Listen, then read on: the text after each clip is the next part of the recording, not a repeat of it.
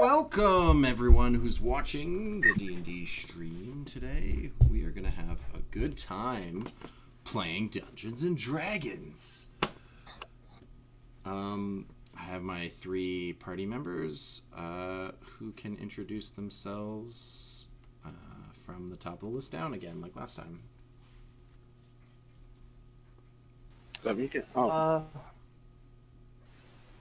This is Bjorn, the barbarian. Go ahead, Zazimus. I don't know what's... Shulking is quiet at the moment. I'm here. Oh, sorry. Go ahead. I was not sure if there's going to be more than that. I'm Stop Shulking. I play Oris, the monk.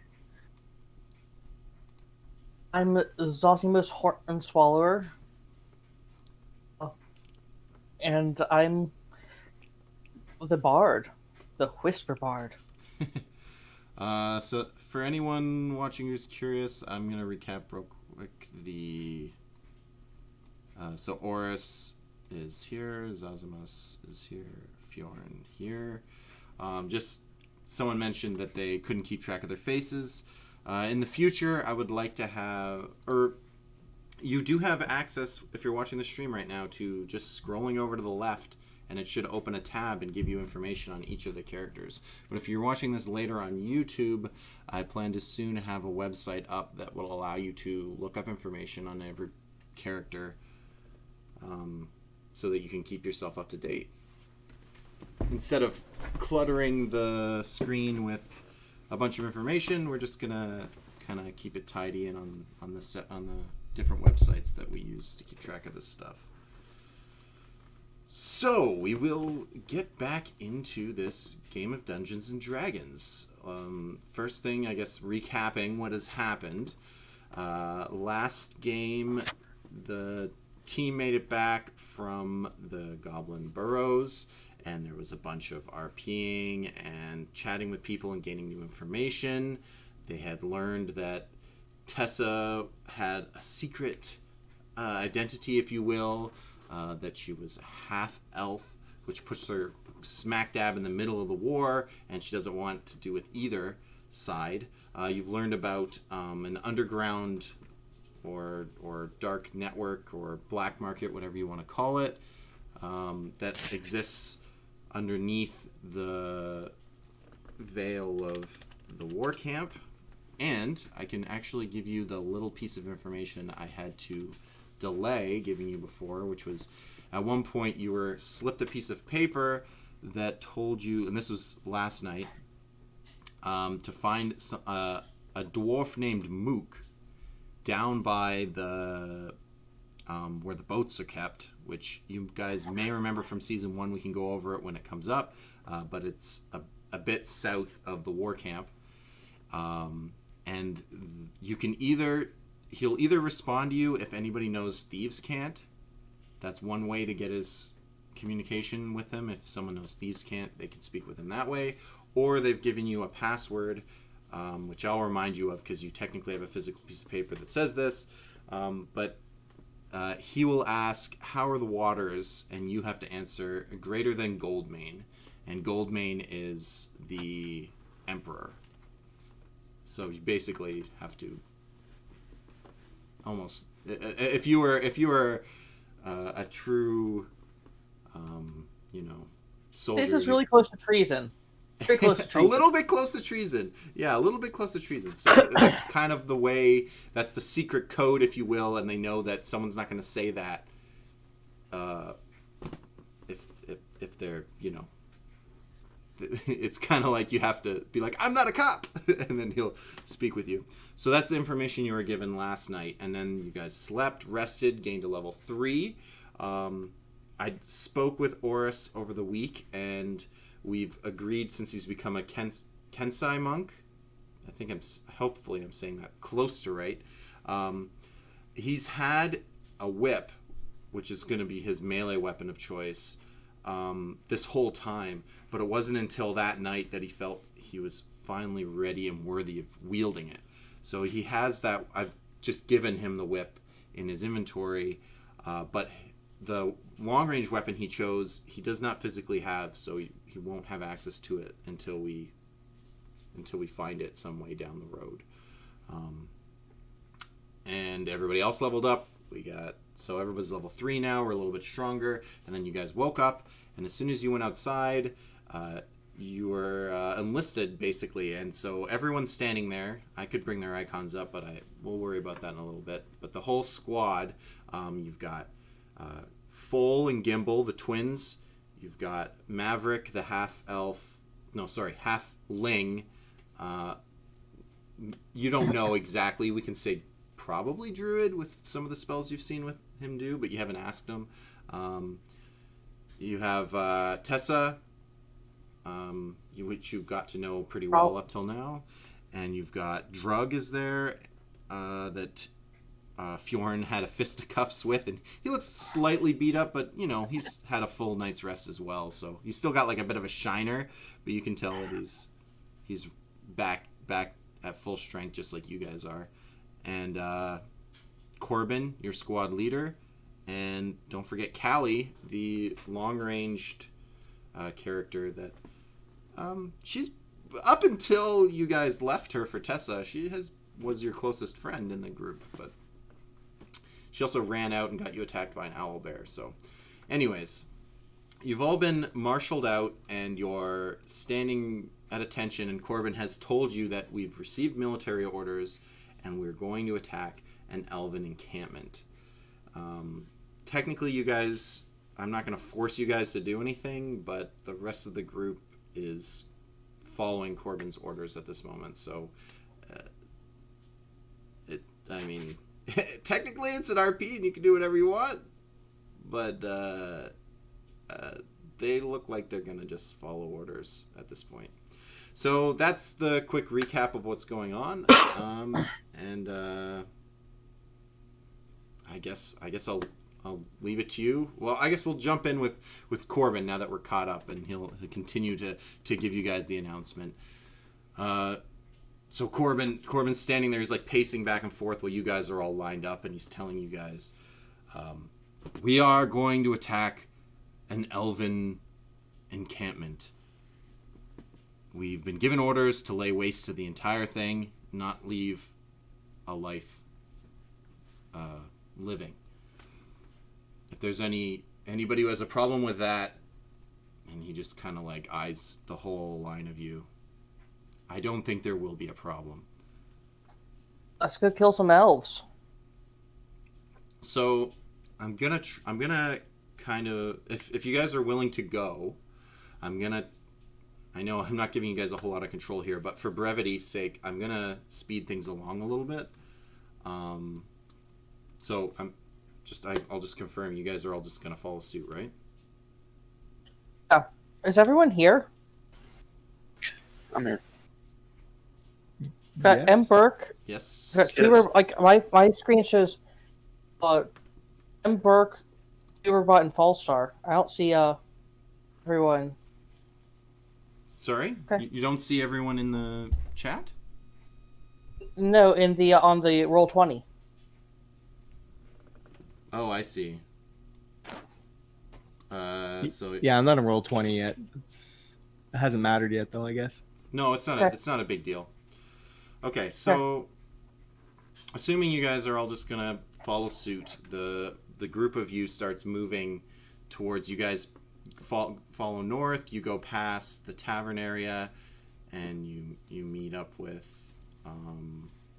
This is I think the first time you've ever been in clear contact with the clearing camps. You'd heard about them, but you hadn't really gone there yet. It's just like there's some military soldiers watching, and then there's just like slaved elves, just like they have hatchets, and they're just hacking away at the forest, slowly clearing it away. But as they're doing it, since the forest has some kind of enchantment that you've witnessed a few times, the growth is constantly fighting against them. So their progress is very, very slow and arduous.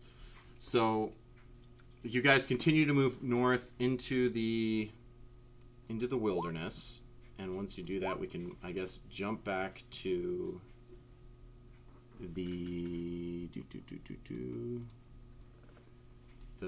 view of like zoom out a little. So that this is the war camp. I guess now that I probably should start putting words on things now that you know them, but that's fine. So you continue to move up northward into the, I guess, elven territory as far as you're aware. Now, as you're traveling, it is overgrown, and you guys do struggle through some of the, the trees and whatnot. But I'll make a quick roll. But honestly, nothing exciting really happens to you guys. It's pretty. You arrive at the place that Corbin has told us that we were going to go raid. So as we come through the brush and you guys start walking as a group moving forward, and you can start seeing past the tree line, things seem a little different than you were first expecting. And I think I can bring you guys here because I've closed everything off, so you can't really see a whole lot yet. But there's the team, if you will, you three plus the rest of the squad. As you arrive, it is not what you were first told. It is not a war camp. You can see civilian elves in the distance, and as far as you can tell, this is a town of innocents instead of a military establishment. And the second that is noticed by the team and you guys, people stop moving, and Corbin is like Corbin's marching, but then everybody else is kind of like, whoa, what's going on? You guys had your weapons drawn and you were ready for an immediate combat, but it's not. And Corbin is the commander. Sorry? Corbin is the commander. So, he's the sergeant. He's in charge of this operation. It's just you guys. It's not. There was no one above him that came with you guys. It was just your squad being given the orders here. So you arrive, and it's just an innocent village. It is elves, but it's not a military camp.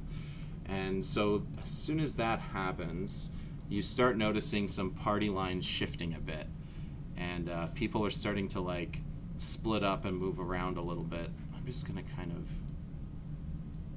move it kind of like this. So people are starting to put their weapons away, and Corbin announces, "No, what are you doing? Our mission here is to wipe this place out. We are to kill every single person who's here." And immediately there's grumbling, and the group does not seem interested in just massive genocide at this point, is what you're being told to do. I guess I'll leave it to. Do you guys want to say something or do anything? Which one is Corbin? Corbin is the armored fellow, and right now Drug is with him, beside him, and is got his hammer out, and he's ready to go and get some killing on. Whereas the redhead. He's the redhead, and then Corbin. The redhead is Drug, and Corbin is the armored fellow. Gimbal and Foal are the top two. Maverick is the halfling, and Callie is the only other character there you might not have seen in a while. I know Zosimus, you know, this may be the first time you're meeting everyone all at once. You're kind of getting thrown into this one. Okay. I just wanted to double check everything. Yeah, no problem. I'm going to move towards this way and align myself with the murderers. We'll just call them the people who want to slay innocent elves. Okay. I mean, Tessa sees you do that, and she's not happy about it. She understands that that's what I am. Yes. I think you kind of disappeared underneath somebody, at least as far as I can see. There we go. Okay. And the rest of you? This is not war. This is genocide. I don't like this at all. I don't like it. Thought you knew what you signed up for.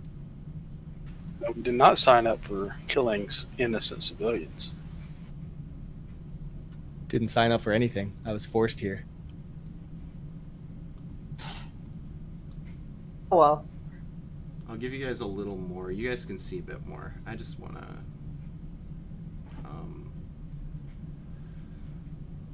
Oof. I was like, where is the reveal tool? And then I was on the bot instead of... Okay, so you guys can kind of see a bit more here.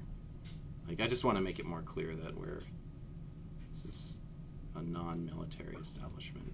Now, there's a building here. I'm just leaving some of the words a little bit more. That's why there's a big black spot, because that building is labeled. It's not like there's a secret level 15 cleric there or something. Well, if you guys want to all take a quick perception check. First roll of the session, you guys can all do a quick perception if you want to check for anything out of the ordinary. That's not terrible. Well, that was a long... Did you cast... Oh, you're just looking up what minor illusion was? Yeah, 16 plus 3. Excellent.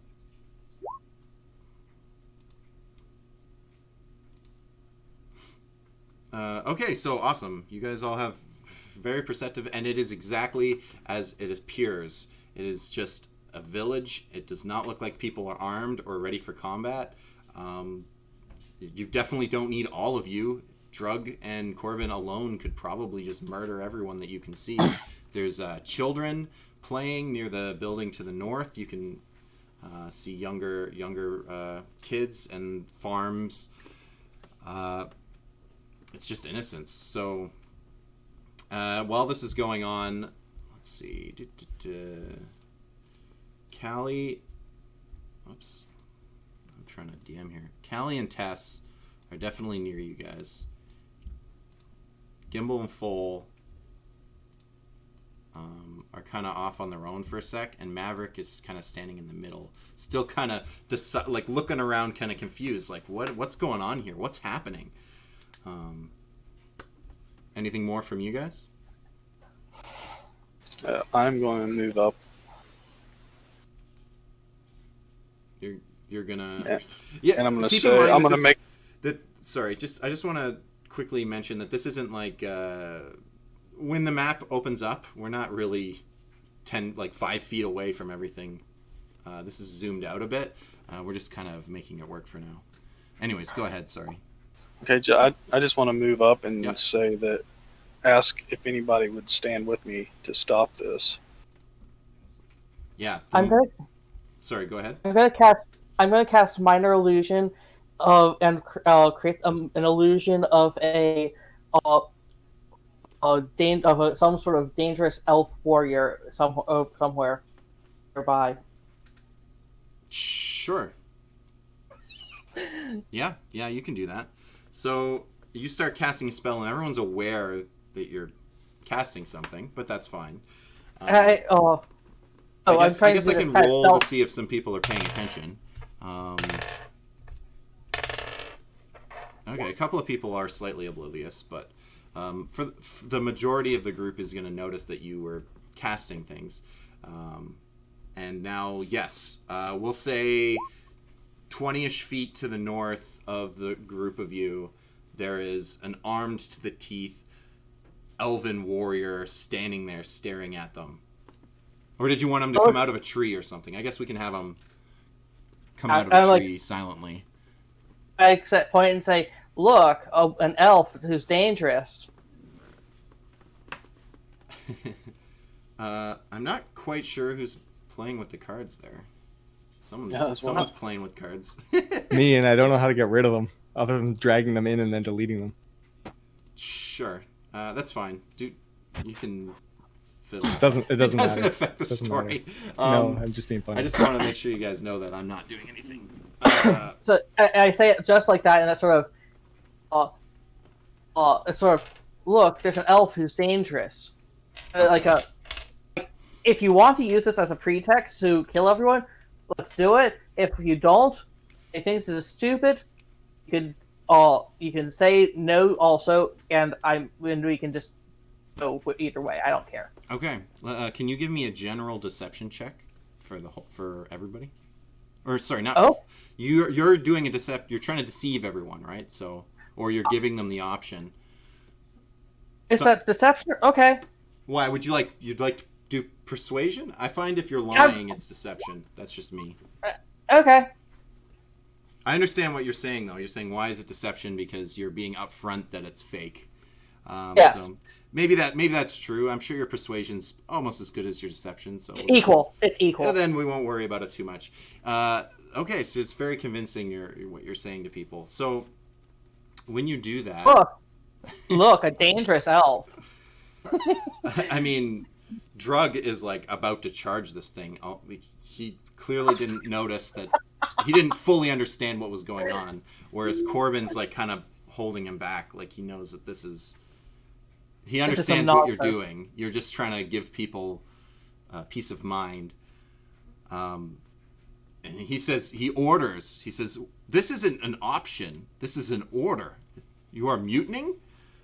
And Gimbal and Full, Callie and Tessa are behind Fiorin at this point, like standing just behind him, obviously, because he's a large man, and agreeing with his statement that no, they are not going to do this. Although Gimbal and Full are silent about it, and Tessa and Callie are nodding and like staring down their commanding officer.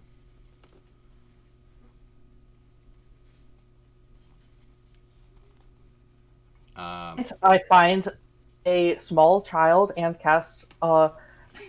You guys are relatively far away from the people you can see. They have yet to notice you guys because they're. How far are they?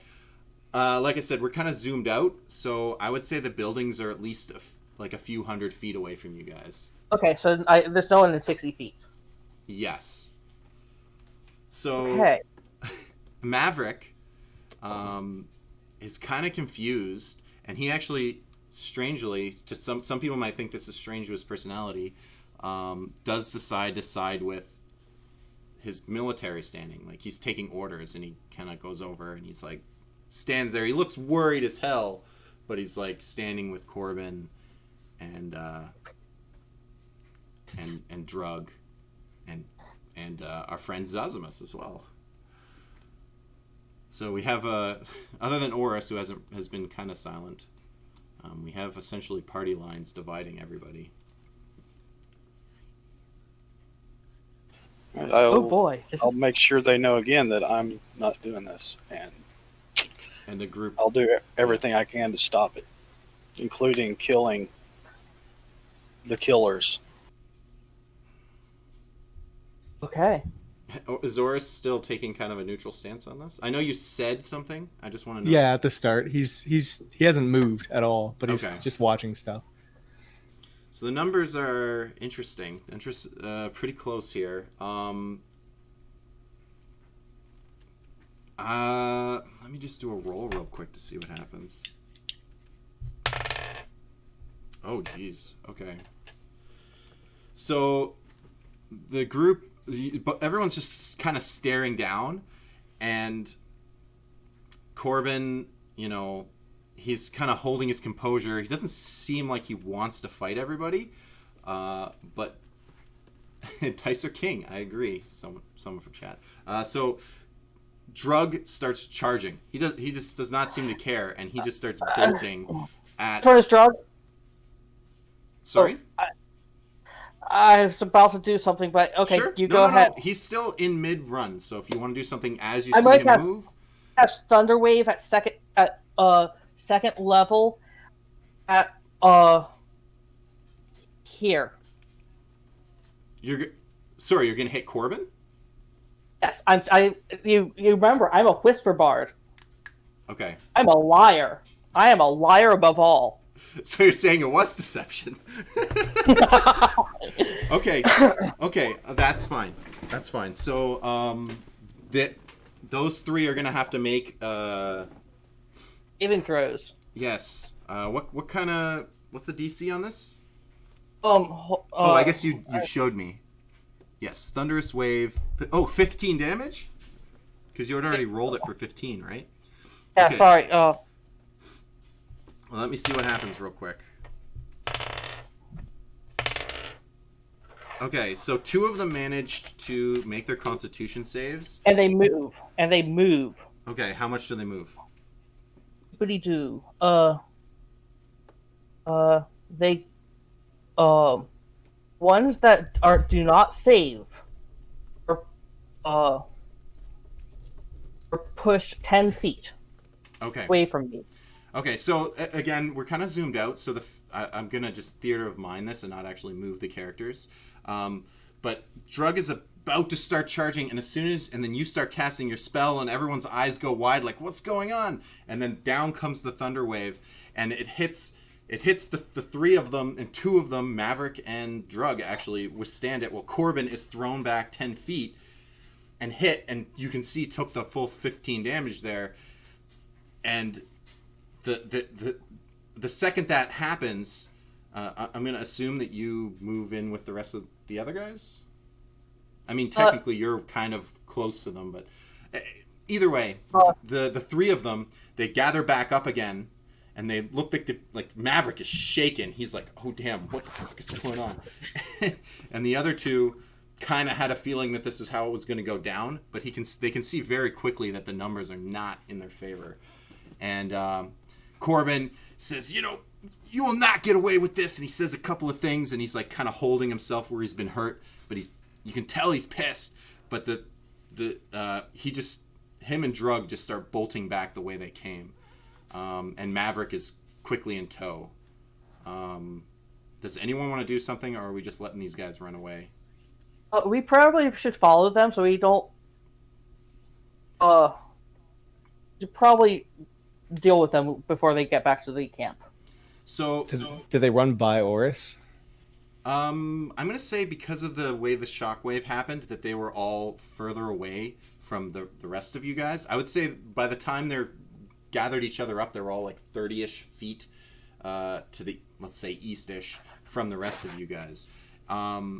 Also, you guys notice that Tessa has already started moving towards the Elven village. She's kind of left the group and is going in that way. Weapons are away. She's just kind of moving towards there, kind of tired of what's going on here. But the other 3, Callie, Full, Gimbal, are still standing behind Fjorn. And they're running for the tree line. I'm going to say that they're already at the tree line. Are you guys doing anything? Well, we know if they make it to camp, we'll have the rest of the soldiers. They'll have all of them looking for us. So.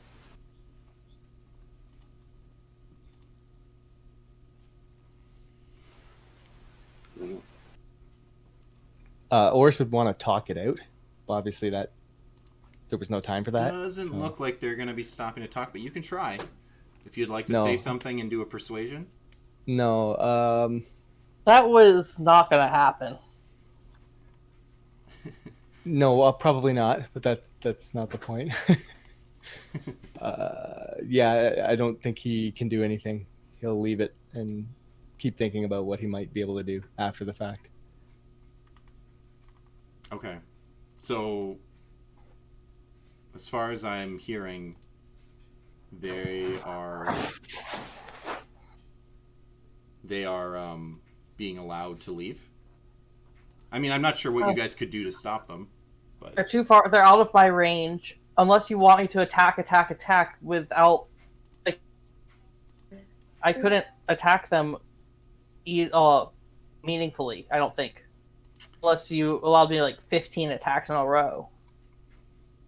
no, you don't have. You don't have. You get. You could make an attack. I mean, as they're running, if you wanted. I could make a I could do a crossbow attack on to which one of them is the most important to get rid of. I think I'm going to make a crossbow attack on him. On Corbin? Sure. That's That may be the wrong one.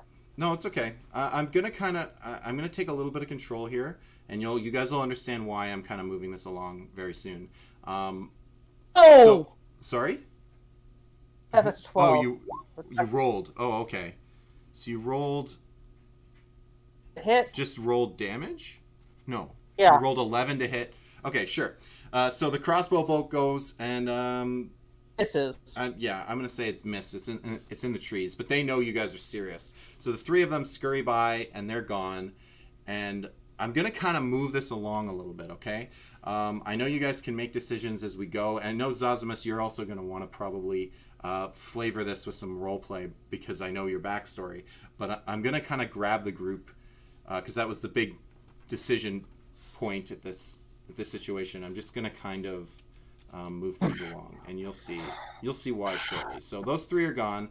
I'm gonna, whoops, oh goodness, I'm gonna grab everybody else, and you actually don't need to see the others. I'll let you three stick around so that I know where you guys are, but it's not terribly important. I'm gonna just actually delete their tokens. I don't need them.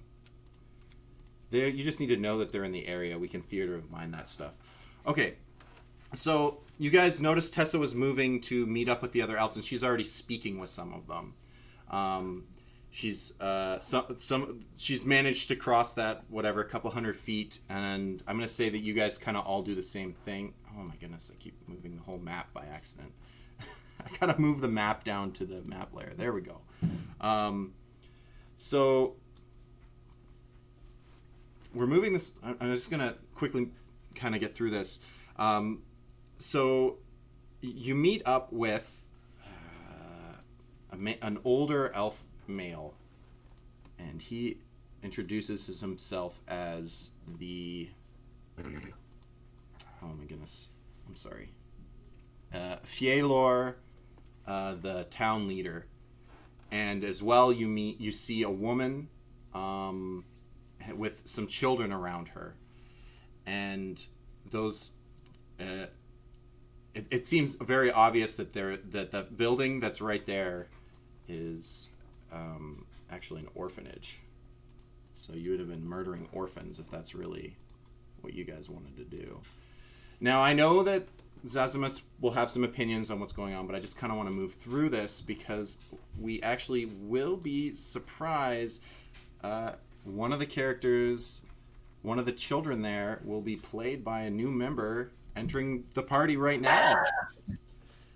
I've given him permissions in Discord, so if he wants to, hopefully he can see, if not, message in Discord, but you should be able to see our D&D stream voice chat. Ezekiel, you should be able to just jump in. Hopefully he's listening. Welcome, Ezekiel, to the party. Hey. Hello. Hello. Hello. I've been hoping we'd get a new player. Hey. Sorry, I had to switch off the stream so the audio wasn't all weird. Yeah, it's a little weird trying to do everything at once.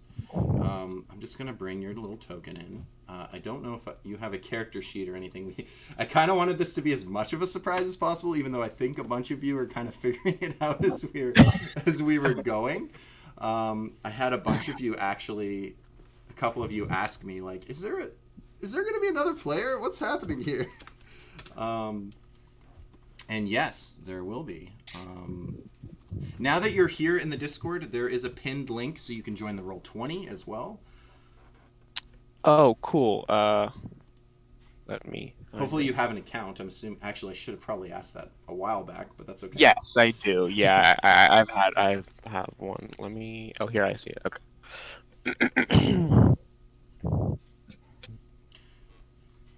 So one of the orphans that you guys are meeting right now, since we're just trying to get this set up, I'll talk through it. Is well, I guess he can describe what he looks like, but he stands out from the other orphans as being capable, obviously, because it's going to be part of the adventuring party, so he's a level 3 something. But as a young, I'm going to say, we didn't really agree on an age, I'm going to just say 10 years old, unless you want to change that on me. Yeah, so I think that I was older just because Sure. of elves maturing slower or Yeah. Oh, something, but yes. I look I'm okay with like that. I I'm look okay with like that. 12 or something. So you But look I may like the human equivalent of a 12-year-old, but your actual age is up to you. And yeah, I was thinking like 30. I don't actually know what they would look like when they're 12, but something like that. that's totally cool. So I think if you just want to quickly describe what you look like, kind of give a hint as to what kind of character. Okay. Yeah. Is- I don't actually remember all the specifics, but the basics, it's a young young elf, so very slim. She's female also. I guess I should say that. um, Female slim. I think she's got like light brown hair, obviously long ears. Maybe a little bit taller than like an average 12-year-old would look, but a lot skinnier, because elf. Um, she wears pretty plain clothes. I'm assuming orphans not going to have a lot of money, but not rags either. And you might notice, I don't know what everybody's like perception is or whatever, but you might notice she has like something living inside of one of her pockets, and maybe it's like a rat or a mouse or something. You can't really tell. It's kind of hidden, but it's squiggling around. Awesome, awesome. Um, Is that cool. good or? Yeah, no, that's good. That's good. I was just trying Okay. to slowly get some stuff working for you. Yeah, there we go. I think I've given you the token, and I created a character sheet, but obviously, there's also, I believe, there is a pinned invite to the the D&D Beyond campaign, but you can do that afterwards. It's fine that your character sheet isn't. I don't need to know your guys' character sheets to move forward on this. So. Yeah, so surprise! I wanted to make it a surprise. I had one of you even ask me like, "Hey, are we gonna have a fourth member, or is it a surprise?" And I'm like, "If it's a surprise, do you want me to tell you?" And then he's like, "No." So, yes, I wanted to kind of throw it in there. That's why I was moving it forward because I wanted to get it in as soon as possible because sitting there watching the stream and not being able to play must suck. So. Yes, we can kind of get back into you guys having control into RPing, but yes, this is there is the town leader, or whatever you want to call him, because I mean there wouldn't be a mayor necessarily. It's more of a village, so he's just kind of the leader, and he says his name is Faelar, Faelar, Faelor, and. The woman running the orphanage is actually. You know what? We didn't even mention it. What is your character's name? Introduce yourself. Oh, it's I don't have the last name in front of me. Galandalel, I believe. But like my May, sorry, Mai. Mai May. Yeah, that's the important part. You guys don't have to worry about the long elvish name. So then there's also the woman running the orphanage and a couple of two male orphans. Did I do two or did I do? Yeah, there's only two of them. Okay, and to make things a little faster, I'm going to just like start giving. I'm just going to give you guys the map because they will just. At some point, you're going to just be told, or you could see everything because it's not the same as the work camp. So there you go. Boom. You have another place to visit and potentially go to areas. There's an orphanage. The leader guy, the Faelor, works at the town hall, and there are farms that sell different or grow different produce. And I'm gonna say right now, you guys are kind of in the center. If you guys don't mind moving your characters kind of to the center there, speaking with Faelor and the woman who runs the orphanage, who's introduced herself as Amarin, spelt elvishly, if you can imagine. And And you guys are free to. I'll stop forcing you to move along at this point. You guys can kind of do what you want appropriately. I'm just gonna hang back and feel very uncomfortable with this entire thing about how out of character that entire situation was. How I don't believe I did what I just did, and throw up. Okay, so you're kind of off, and you're kind of like vomiting and kind of not sure about yourself. The rest of the group is with you guys. All but the 3 that ran away, right? And Tessa is obviously pretty friendly with the elves because she's like playing with one of the orphans because she's half elf, and you know, they don't like that, but she's able to like convince them that she's a full elf, and then they'll like treat her like she's an elf at the moment. Yeah, if you guys want to speak with the characters or do something. So does Flelor know that there was a war party sent to wipe them out? You mentioned this to him, and he's first taken aback, like concerned, but then he kind of figures because you're all, you know, equipped.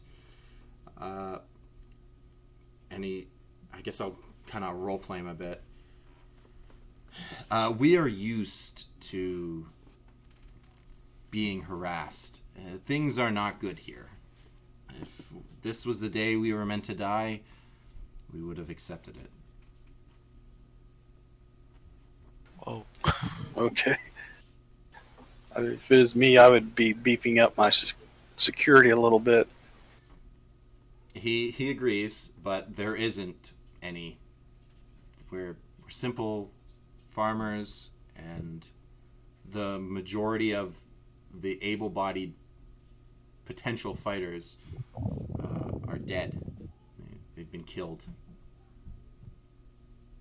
I guess I can see them from where I'm at. Yeah, for sure. You're kind of within the group, yeah. Okay, so I guess I'd want to come over. I guess these are interesting. They're not elves. They've got war gear and stuff on. I mean, I don't know. I guess I'd just come over. Maybe not say anything yet, but kind of step apart from the children and just be kind of looking at you guys and curious.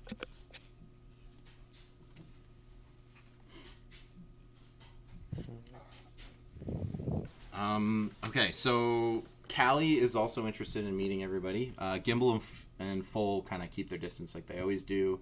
At some point in this whole process that I pushed everyone forward, they even offered Fjorn another nip of alcohol. Oh, wow.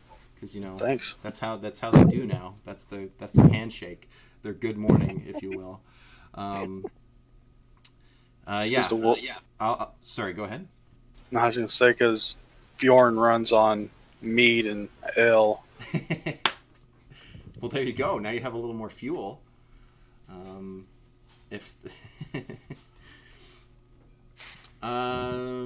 So I guess if you guys aren't going to say anything, Callie will speak for the party. At a certain point, I'm going to make my way vaguely towards the town hall. Or Sure. Yeah. I mean, again, this is like, I would say the whole town has got to be hundreds of feet across. It's not whatever the grid has it at. Like, if you did the measurement, I'm sure there's only like 100 feet across, but it's definitely more than is that. Nonsense. Yeah, we're zoomed out, and your characters are just kind of Right. We're theater of minding it, kind of like we did the war camps. So I must make my way over there after I get my head straight. Okay, I just did something insane. I don't know why I did that. I'm gonna just go somewhere that's vaguely structured like a political shaped thing, and because that's more likely to have places that I can do whispery things. Oh boy, that feels more comfortable than standing around in the middle of the forest. Let's go that way. Okay, that's fine. So you're like leaned against the building, and you know that they don't take too. The gossip. Yeah. The gossip. So, after everyone kind of meets and speaks with each other and gets to know each other, you meet the other orphan children. I can give you names if you want, but if you don't want them, I'm gonna just not bother spelling a bunch of Elvish names to you guys because you won't remember them all. So all you need to know is there are 2 other orphan males. There's Mai, who is very interested in you guys, and Yeah, I'll walk up to Fjorn is our barbarian, right? yes.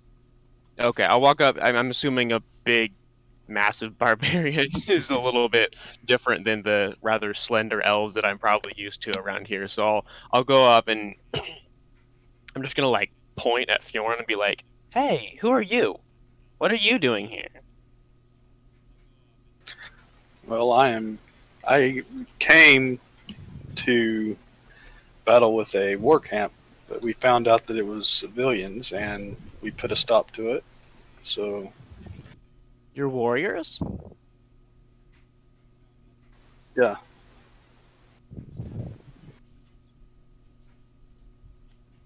Why you said you're here to fight in the war? Yeah, we got kind of forced into this.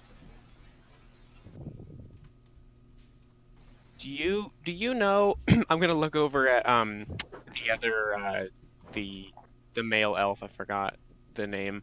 But The like town give him leader. a sidelong. Yeah, the town leader guy. Yep. I'm gonna like give him a sidelong glance and then look back at Fjorn. So why are the humans attacking elves? That's a good I'm not question. there, so I can't give an answer. I guess he furrows his brow a little, and he kind of comes over and he explains to you.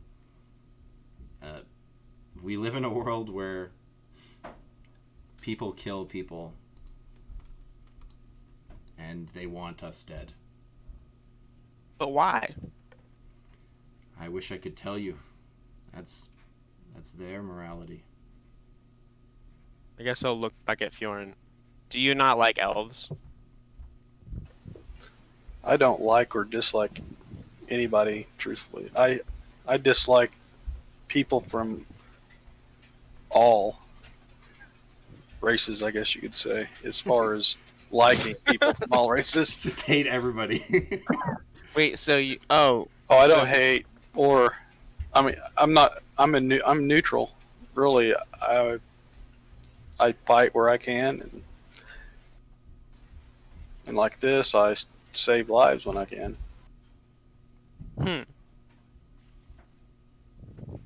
I guess that's not bad. So you told the other people that came to kill everybody to go away. Yeah, I told them I would stand in between the village and them if I had to. All right, you're good then.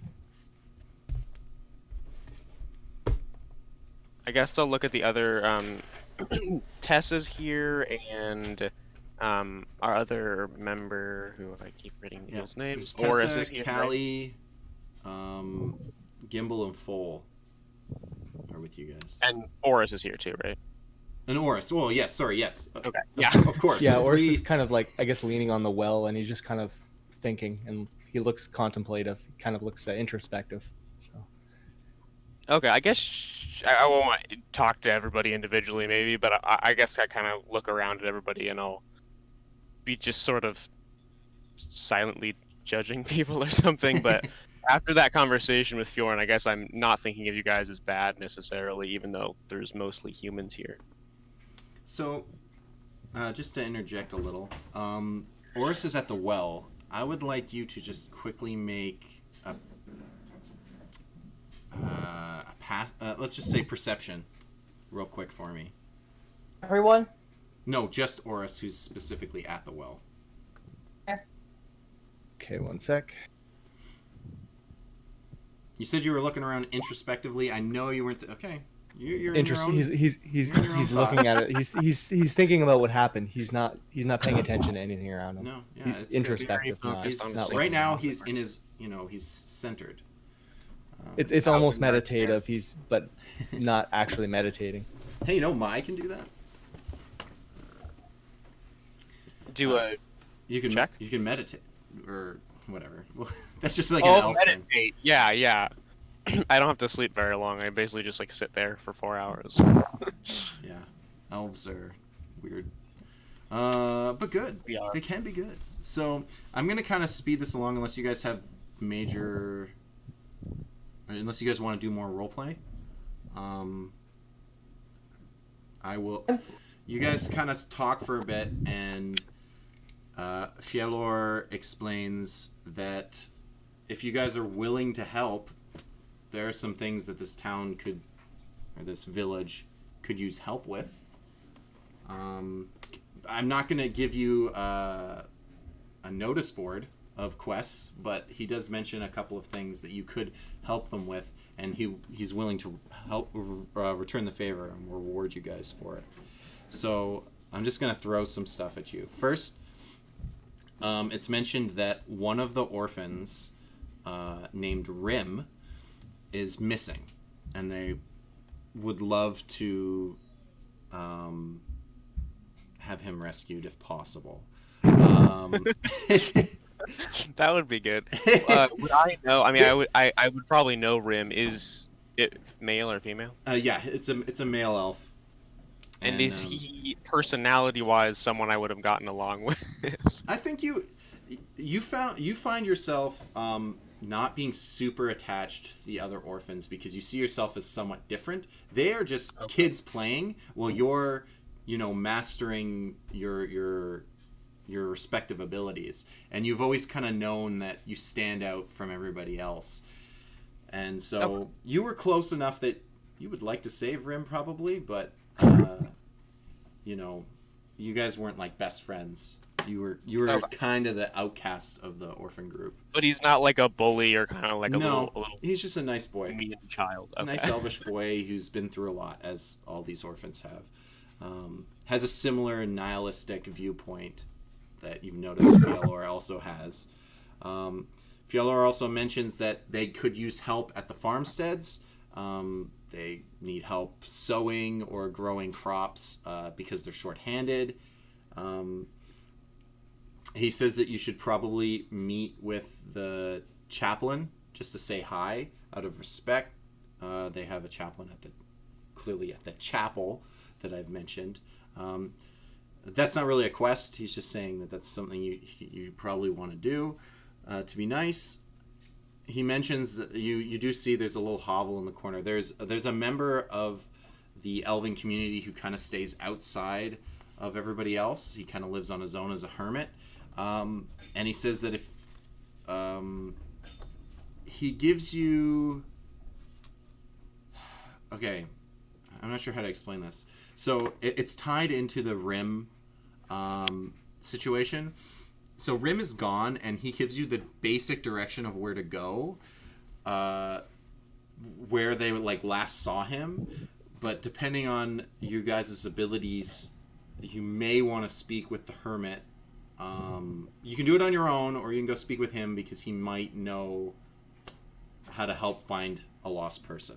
He just has some skills that might be related to that. And lastly, okay, so I've given you sowing the fields, finding Rim. You should speak with the chaplain. And the fourth thing is that he mentions that the well that he sees Oris there, who was a little oblivious of this, but the well has run dry for the most part, and he wants. He would love it if someone could go down into the well and figure out what happened. They believe that there's something magical stopping the water. I'm And going then, to sorry, go ahead. I'm going to go over to the chapel. Sure. So you're going to leave the party and head that way? Yes. Okay, that's fine. While you're doing that, because it's going to take you a bit of time to get there. Yeah.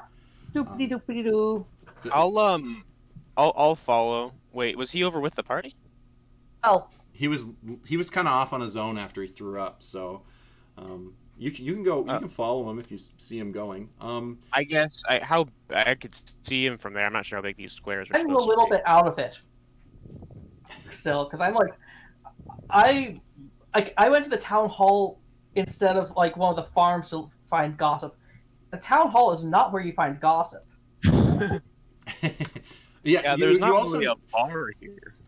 actually, can you make a? I know you're not paying attention, so I'm going to say with disadvantage. But can you make a quick perception check with disadvantage, Zosimus, while you were at the town hall? Sure. Perception. Hold on.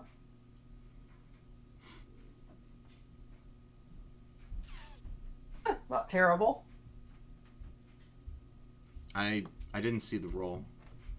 I got a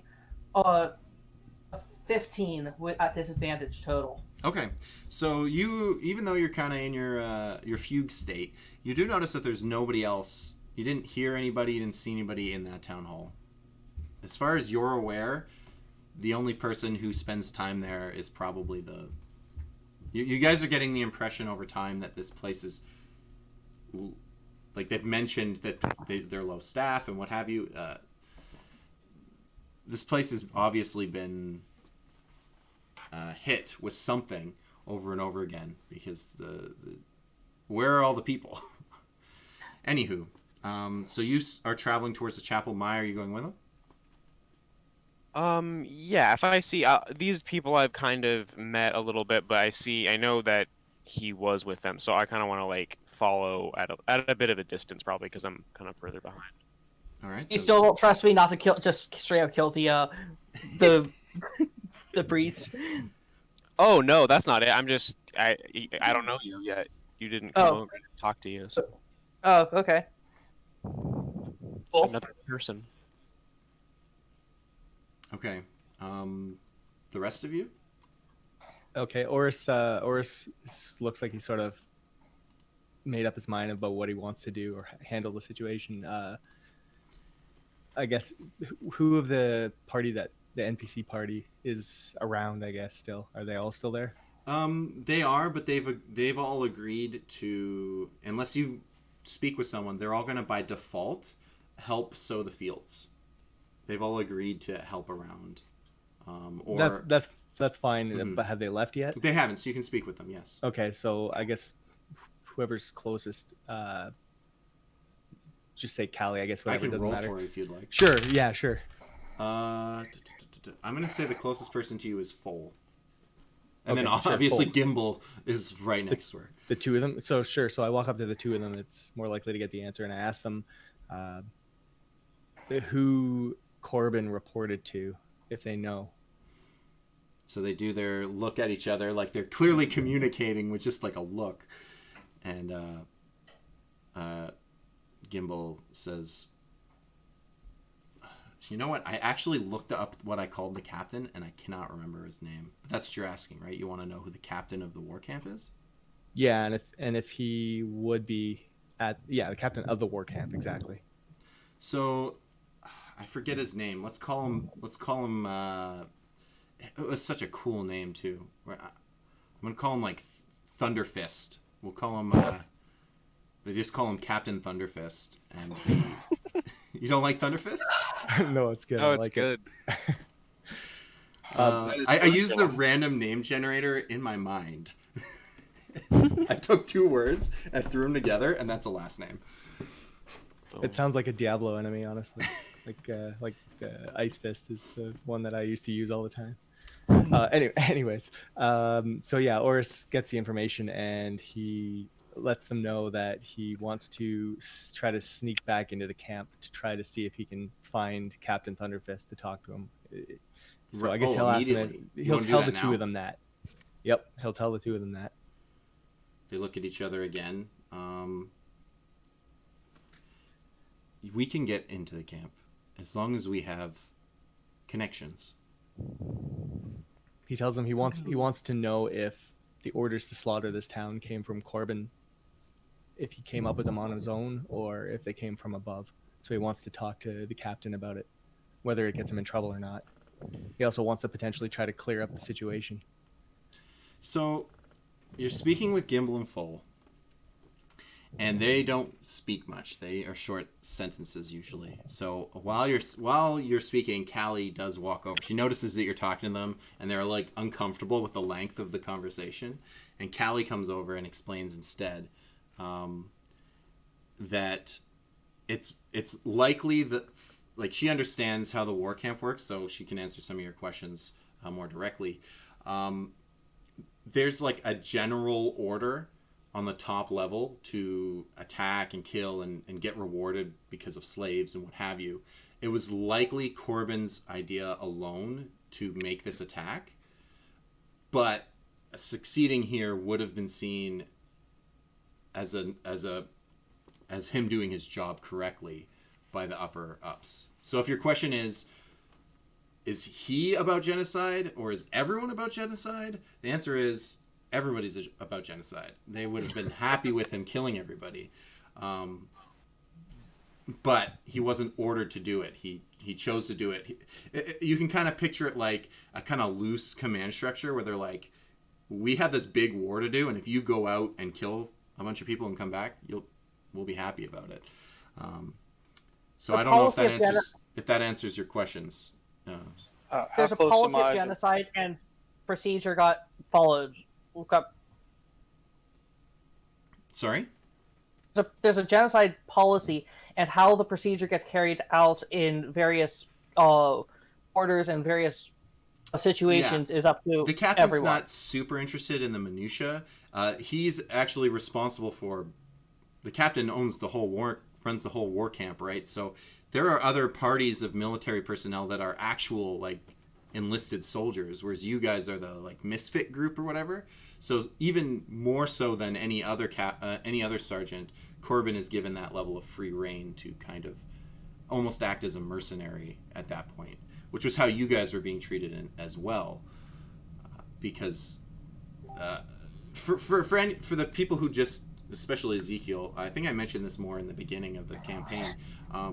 That's why you guys are allowed to have your weapons and your own stuff, because when conscripted, they noticed that you had combat training of your own, and they said, okay, instead of us gearing you up and training you to be a soldier and making you an enlisted soldier, you just entered into this like almost adventurer band group of not quite mercenaries, but kind of like mercenaries at the same time, where you're still under the thumb of the Empire, but you're kind of given a little more leash. Does that make sense? You asking Ezekiel? I guess. If I no get it. one's I mean, it doesn't really complaining- matter for my character, but I understand. Yeah, I remember that from before. It was like, you guys actually have stuff. I actually would probably not, because I have like the least. I don't have any weapons or anything on me, at least at the moment. Okay, so I guess just continuing the conversation with Callie, Oris would just say then, do you think that there's no way we could try to smooth this over with the captain then? He would definitely take sides with Corbin, even if we got there somehow before Corbin? Well, Callie,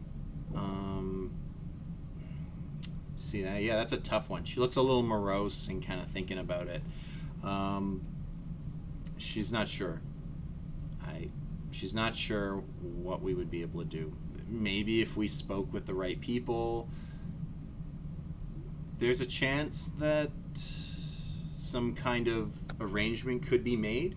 At the end of the day, they are about money and success and slaves and winning the war and what have you.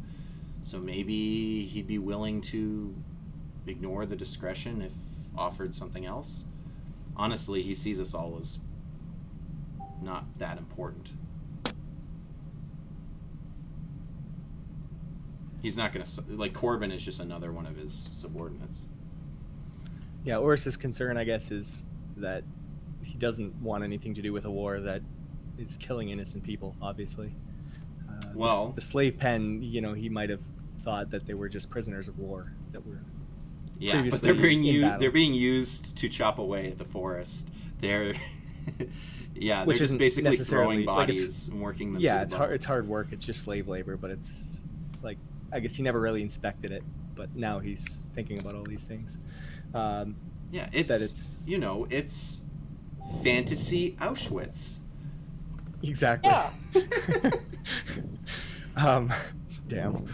Yeah, so I guess Oris would then I guess abandon the idea of trying to return to the war camp, but he would then try to insist to the town village whatever leader Mhm. guy. I forget. Fjorn. I'm gonna say it different every time. Just, Yeah, I know. I couldn't spell it, so I didn't even try to write it down. So it's I Faelor. Yeah, Faelar. Faelor. okay. So yeah, Faelor. he would try to insist to Phalor that they should try to flee away from the opposite direction of the war camp because as long as our group is here, they'll be back for us probably very soon. It's interesting because you mentioned this to him, and he seems somewhat unfazed, and he almost he says, "I understand your concern, but we have greater worries." Which seems strange to you because you're like, well, what's worse than an army of Just what getting could be so massacred? bad? Yeah. What's bad? So I forget. I don't think so. Gimbal and Foal also explained to you that if you guys want any of the because they know that you left to clean out that goblin burrow. She lets you know that if you have the right connections, you can still get rewarded for completing any of those kinds of quests, like the ears or whatever. You just need to have the right underground connections, and they'll if you don't want to go back and earn your way back into the camp, you can still complete the quests that the camp has, if that's something you're interested in doing. Or you can try to weasel your way back in if you want to fight the bureaucracy and what have you. You can do that as well. Yeah, he sees it as a lost cause, or so he's given up on that idea, Okay. just based on the brief conversation with just Callie and Gimbal and Full. So, but he, I guess, would just try to insist a little more that they should try and leave. He's a little stubborn, being a little stubborn. Well, he lets you know that if you help around, they'll consider it. If we find the missing child, will you leave?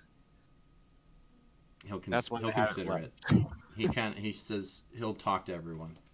He's not he can't just tell everyone to leave, right? So There's No, only but he could one. warn them of the danger, gather He them can, all, and he then can. try to tell But them. I think the idea is that they're aware of the danger, that they've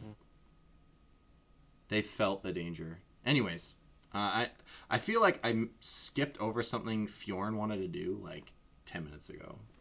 Am I crazy? I felt like you were gonna say you were gonna do something, and then we went into Oris's. Oh no, Oris asked the The question questions. that I was thinking about. Okay, I see. That makes sense. Okay. I would have just asked him, Callie, what she thought our reception would be if a couple did go into the camp, back to the war camp. Well, you'd have to be stealthy about it. But most military personnel won't care. It'll be if you're seen by Drug, if you're seen by one of Drug's men, if you're seen by Corbin, you might be outright attacked. I know I wouldn't be able to go, but some of the others may not be hated so much. If you need something from the camp, I'm sure we can organize people to go Because there. we got to remember our plan. Mm-hmm. I would remind Oris that we still need the sea charts.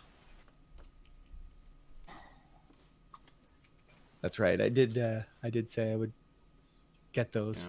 Yeah. They're on the south side of camp. I could potentially sneak around and try and get in there. They aren't likely to know me there, so I should be able to get in and out easily enough. I could do it. Although Aren't you, you're not. aren't you out away from the conversation?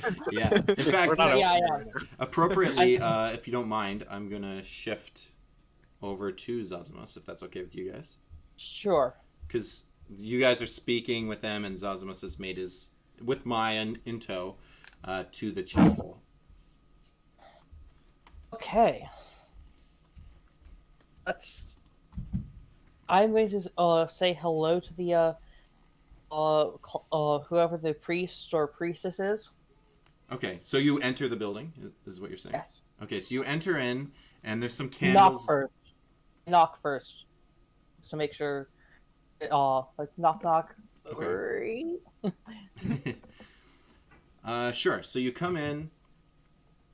There's some candles lit, but not many. Like you can see that they could be lit all the way across, all the way down. The room itself, although the image in the map is a large chapel, this is a much smaller building. I just only had so many generic building images to use. You would imagine that it would maybe house 20 people at most in the like pews that are in the chapel. There's some there's no stained glass. It's mostly like brick construction, or like stone construction, I should say. And the along the sides there could be like candles lit all the way down, but there's only like one or two lit. And you see the chaplain is a female elf again, and she turns to meet you. She's standing at the altar, or the I don't know what to call that. If you guys have been to a church, you'll know what I mean by that front part of the church. And she turns to you and says, "Hi, hello, welcome." I've been told that the correct thing to do in this town, this village, is to come here to. Hello? Or mute. I can hear you. We hear you. Okay, yeah, I've been told that the correct thing to do in this town is to come here and say hello to let you know that we're here, and that to give a little something out of respect to you and to your She religion. nods and she approaches. She's not doesn't seem to be afraid. Yes. Thank you for coming here and saying hi. This is a peaceful town. At least we'd like to believe it is. But of course, there are things happening all the time that we can't handle. It's. I also want to just say her name, because you guys can have more like unpronounceable elf names that I. Her name is. She introduces herself as Deirdre. Jeardra. If you guys care. So it's like Deidre with a J. Yeah, I it's kind of believe like her that Deidre, but with Okay, when she says that this is a peaceful town, do I believe that she believes this? Like, why are there so few people if this is a peaceful Sure, town? you can make an insight check. Are you done kind of being out of it? Are you focused now? Yeah, like over as this time, I find like, okay, something is wrong. I don't like this. Sure. What is this? Yep. You can roll me insight then. Straight roll. Where are you, insight? And then it's not great. Do you mind doing your rolls? Oh, okay. Sorry, you did. 16. Okay. Yeah, so she's telling the truth about the things that she's saying. Sorry, what exactly did you wanted to know? Why She believes. I want to know. I want to know that there's not something weird going on beyond, the war. That she seems to think that this is a peaceful town. What's going on? Okay, so you're aware that this town is Pleaded. Sorry? Depleted. Depleted. It is depleted. Yeah, and you're aware that she fears non-war related stuff. Something happens here. There's more going on than just the war, and Why did she call it peaceful? well, she said peaceful as in, she meant it as in like the people living here are peaceful. But she did the town. She did follow that up by saying there are things that she can't handle, and that she meant of supernatural nature. There's stuff going on that is bad. Spooky. Yes. Okay, cool. She also mentions that she's been very busy lately, and kind of you had seen it on the way in that there was gravestones. There was a graveyard, as you can see on the map there, and she kind of motions in the direction that you know that it was when she says that she's been very busy.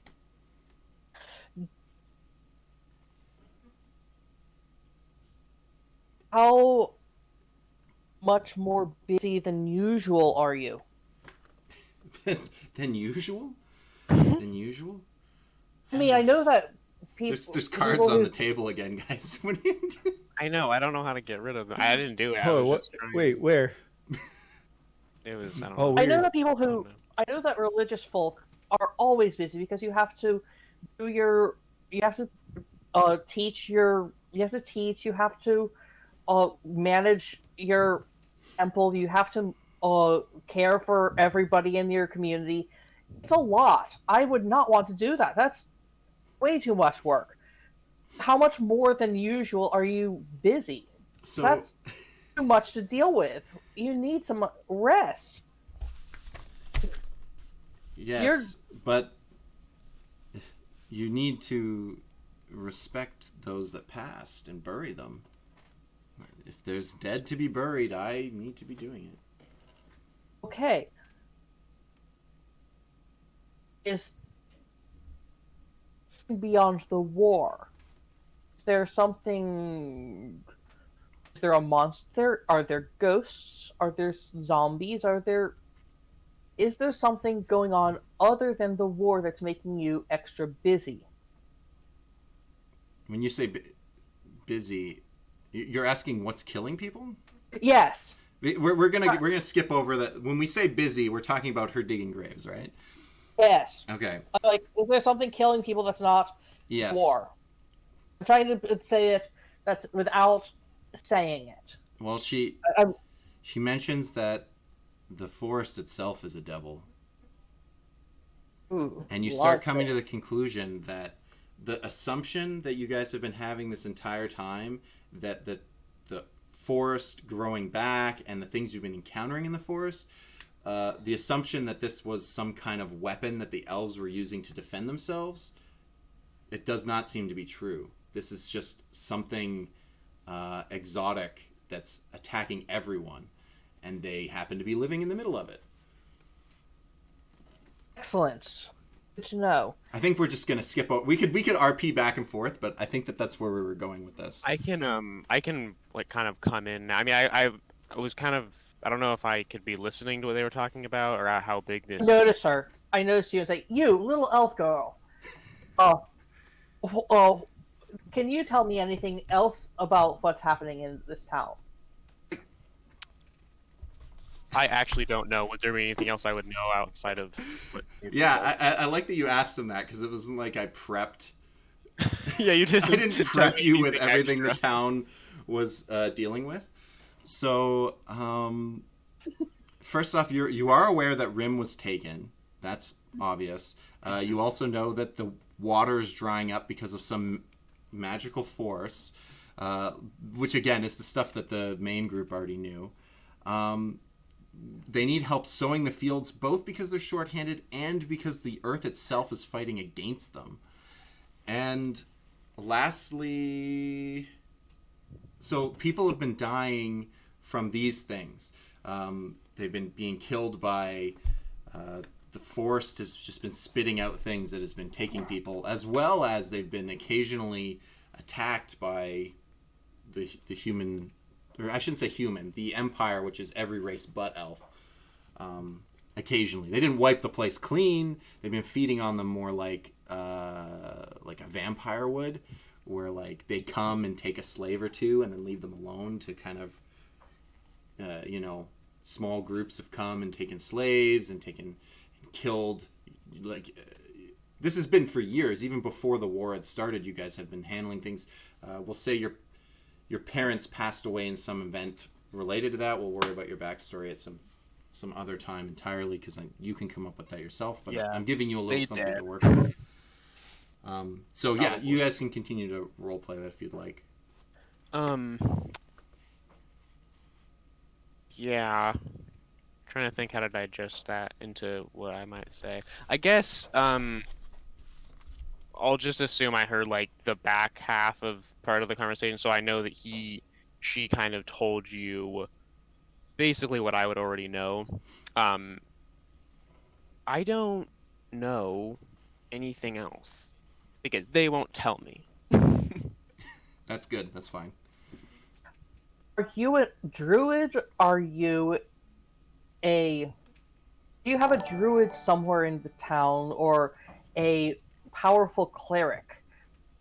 I don't think do we have any magic people here other than me, maybe? Zosimus is a bard. Oh, you mean in town? I mean, in the town, like elves. Because No one else in the town has any magical ability. What I'm even hearing, human? what I'm hearing is, is that this town needs a druid, and this is beyond my purview, but this is obviously the purview of a druid, and we need to find one for you. Druids are What not do they- always made. Sometimes they're born. I know. So we can't just we don't. None of the elves here have any latent druidic powers. Not even me. Oh. That's why you need to find one and pay them some money. Well, you do realize that there's people all around, like attacking us and killing. And where would we find? Do you know a druid? Can you pay one? Can you give it? We can pay one if you can send one to us. I thought elves were able to get anything they wanted, and were able to manage all that stuff on their own. Apparently, I had some Does it misconceptions. look like we can do that? Look Be a little- around. be a little snarky. Look around and look at the arms. Yeah, if You're the doing town fine. could handle their own stuff, they wouldn't have asked for the strangers. Look around and see that the very minimally functioning farms, and you're like, you're doing well enough. I just want to mention something quick that may come up. In the chapel, when you were looking around, you also noticed that there is a portrait. And although interestingly enough, you do not recognize these people, but I just want you to note that there is a man and a woman in a portrait. May come up. That's the one in the chapel. Okay. But it means nothing to you or Mai at the moment. At the moment. Yeah. Okay. I'm. So yeah, that. It's like a back to the. Don't like elves. Like I just literally threw me a lot of stuff right a moment ago, but Oh, it's fine. I I don't really see why you don't. I guess I don't know if you don't like elves, but I can tell you have some kind of like disdain, maybe, or why do you think we're doing well? I like look around at the same thing, but like through my eyes, and we obviously aren't doing well. Like the farmland is doing badly. We have very few crops, things like that.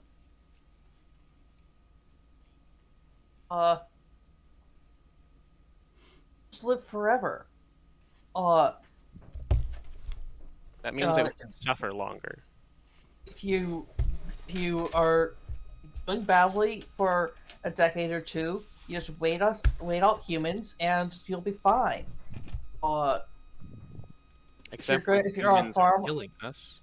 If you're a farmer for a decade or for a bit, you can just wait it out. You can be a farmer for a while, then be something else later, and in a century or two, you can be a merchant. In a century or two longer, you can be a noble somewhere else, and people will forget that you were ever a farmer, and nobody, you're, it's impossible for humans to ever reach the wealth of elves because elves are functionally immortal. Not all elves, as I'm assuming not all humans, are exactly the same. We aren't all. I mean, I can do a lot of things, but not everyone could do all of the things you're saying.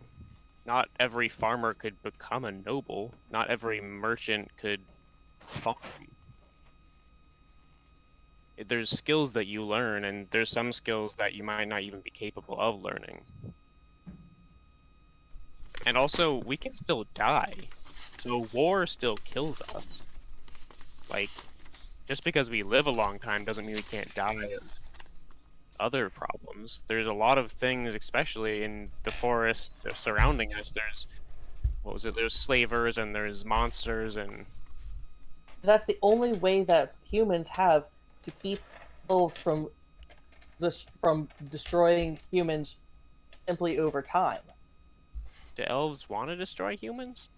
It's not a matter of wanting; it's a matter of math. It's if elves are left unchecked, We don't elves will populate. simply dominate. Elves will simply dominate humans. Did you see how many kids there were? It We don't doesn't have matter. that many children. Elves will simply dominate humans through wealth by necessity because there will be. It doesn't matter if there are only a handful. There will be. Well, they'll because they live so much. Elves live so much longer. You will be so much richer over time. I guess I never really thought about it that way, but I don't see that from here, where I'm from. I mean, I guess maybe you've traveled the world more than me. Maybe that is how it is. But in my town here, where we are now, these people, they don't have riches. Even the ones that are older. I don't know how old the oldest person is here, but I'm assuming at least a few hundred years old. And we still have troubles all the time. How about this? I apparently had a fit of madness. I did something I did not believe I was ever going to do, and stopped people from killing a bunch of elves. And I don't know how that happened or why. But apparently, I'm supposed to go on a magical voyage of self-discovery. You want to come with us, and you can be one of these fabulously wealthy elves that are going to destroy humans simply by being rich, without intending to. Come along on us on our journey. Just adventure until you're a noble or a merchant, and it'll just happen that you by simply becoming rich, you'll rule a country. Want to do that? Come along with us. You're inviting me to come with you? Why not? Since I've apparently had a fit of madness, we may as well do it. Like this sounds like I don't know. This sounds like you say like you mentioned you got magic, and my group is short on magic users. Let's do this thing. I mean, to be totally honest, this sounds like a really great that I would love to, but I also am not totally sure about your attitude towards it. I don't know if I necessarily can trust you. But I don't know. Can I hear the conversation by any chance? Did you guys want to come over? I was gonna say if you want to talk to the, we could talk to the other people in your group because I would like to know for sure if I'd like Okay. to travel with you all. But Okay, so Absolutely. I'm gonna interject. This has been some great role play. I love it. First, we're gonna take a quick break, bathroom break for Sure. everybody, because it is halfway into the stream. It'll be like 5-10 minutes for anyone watching. We'll be back very quickly. Second, I will kind of speed up things and we can bring people together and kind of move forward after the break. Because, I love the RP, but we did RP last week. I was hoping to, Do some if that's what you guys killing. want to do, we can do it. But if you Yeah, guys- I don't know how much. I don't like Let's kill splitting the something. groups up too much because then you're each waiting for the other person to finish. So I'm gonna try to bring everybody back in, and we'll move forward. So quick break. Everybody can take a couple minutes, and I'll be back in 5 to 10. And let's go kill some things.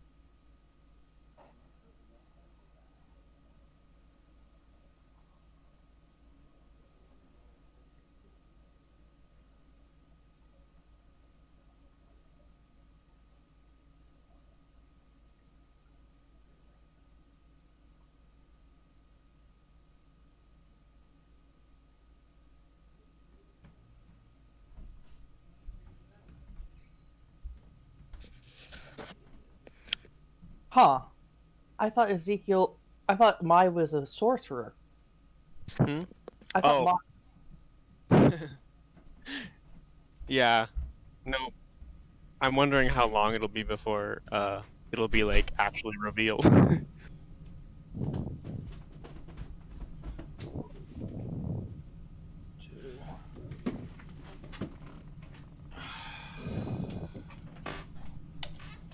Have you looked at everyone else's sheets? Not the whole thing. I mean, I looked at what each of you guys were and stuff, but I haven't gone through the minutia quite yet. But I kind of made a really didn't min max to hell and back, but close. Mm-hmm. Hello, guys. I am Mine's back. not. Oh, hey. Mine's not min-max, really, but it's... I put things in that I need, and I don't... I try not to be... gonna hurt my character. Although Right. I did do one thing which isn't necessarily the wisest thing for wizards. I did a con 0 because it was like this young child, so I thought, you know what, I'm just gonna go con. It kind of sucks, but I also That's most of the people in this party, actually. I was Really? looking Oh, at well, everybody's con bar. 0 except for Fjorn, I believe. I normally do at least +1. I don't always, but I usually do at least +1 for anything. Wizards, I normally try to go for +2 or 3, just for con saves and because they're so squishy. But Have you ever built a character who is designed to be optimized for social and anti-optimized for combat? Like, I mean, you don't really need to, but I don't think I have. I mean, I've made ones that, like, I made a rogue before that all you have to do is boost dex and then also charisma, and you kind of don't have to worry about anything else. And with dex, that's their entire combat ability for rogues. So. You just play a warlock that instead of taking Eldritch Blast, they just take only RP cantrips. And suddenly they're terrible in combat. Yeah, you need to take like a Pact of the Blade or something then, or else your combat's gonna be absolute shit.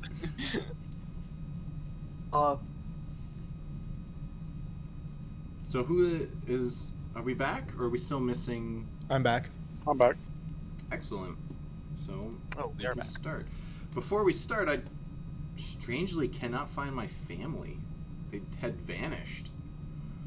It's weird. I went up there, and they were just missing, and the car is still there. They didn't take the car. The keys and all their like wallet and stuff is... I don't know what happened. They just vanished. I think the rapture may have happened. We'll That- see. Maybe the raptor did happen. I didn't see any of my family. Although they're probably all in their rooms, so. I don't know. If the rapture happened, I'm curious. So then maybe D&D really is demonic. If they were like, rapture everyone but people playing D&D. Alright, so I'm going to kind of bring everybody together. Since it's much better when all four of us, when the whole party is together. And I have a feeling that we're going to start seeing the NPC characters drift away over the course of the next like 5, 6, 10 sessions, however long this thing goes. Just doing a non-armed strike? Cool. So it's interesting that you're false star instead of...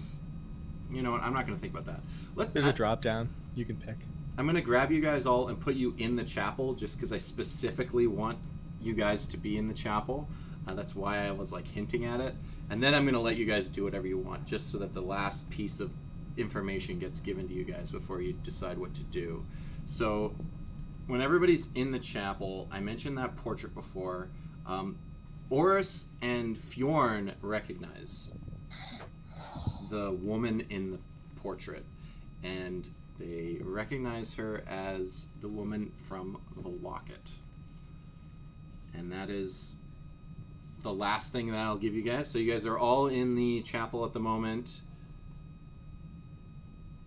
Oh, you wanted to jump down the well? Oh, well. Want to jump down the well? They do. You can. Like, the well is still one of the quest lines, if you want to meta it a little bit. It's fine. Getting down there, though, is No.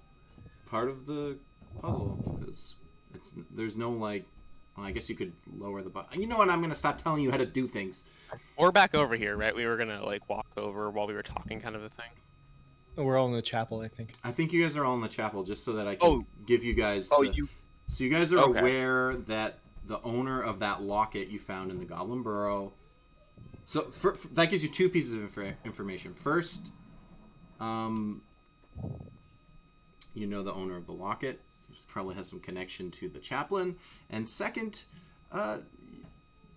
you now know that one of the things that had pestered them must have been goblins at some point, or I don't know how the goblin got it, but it kind of gives you that information. So I'll let that be. You guys are in the room with each other and the chaplain, and she's back to doing her own, like, because she noticed that there was a bit of a squabble between the other two and just returned to her duties. And you guys are free to do whatever it is you guys want to do. I noticed that, how you say her name, Mai or Me? May. May. Just kind of looks a little disgruntled. Yeah, when you guys come up, I will look over at you guys, and I got to talk to Fjorn a little bit more. So, you guys don't think all this stuff about elves, right? I don't even tell what he was been saying. I just say it like that. So what was he telling you? We don't have to go through. We don't have to go through all of it. I just kind of want the gist of it.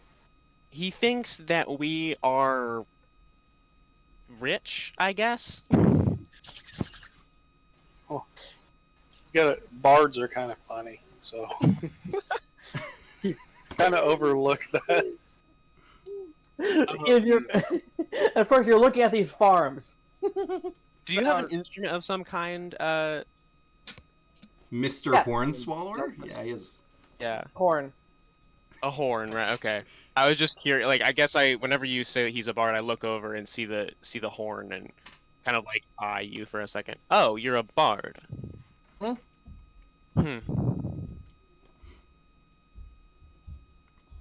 And did I hear that the part where he's asked her to accompany us?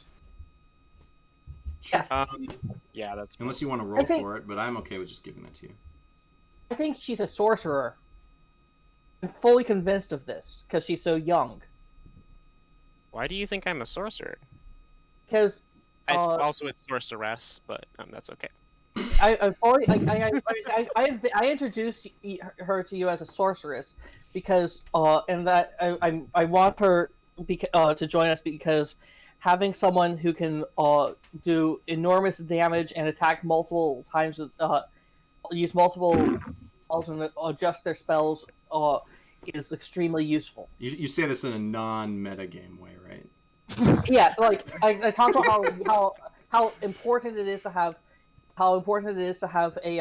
people who can adjust their their spells, and how useful they are to have around. We should have this person around because they are also a level 3 character that would fit into our party. That's how useful sorcerers are. They're the most so great to have around. I am not a sorcerer. What are you? Sorcerers just get all their magic because they're born. What are you then? Did you make a pact with the devil? I didn't make a pact with the devil. I'm too smart for that. Look at this metagaming. Like, should we roll to see if Zazimus actually knows the things that? Is he aware that there are 9 character classes and that?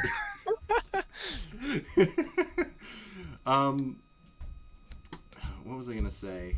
Well, I just want to add. You're too young to be a wizard.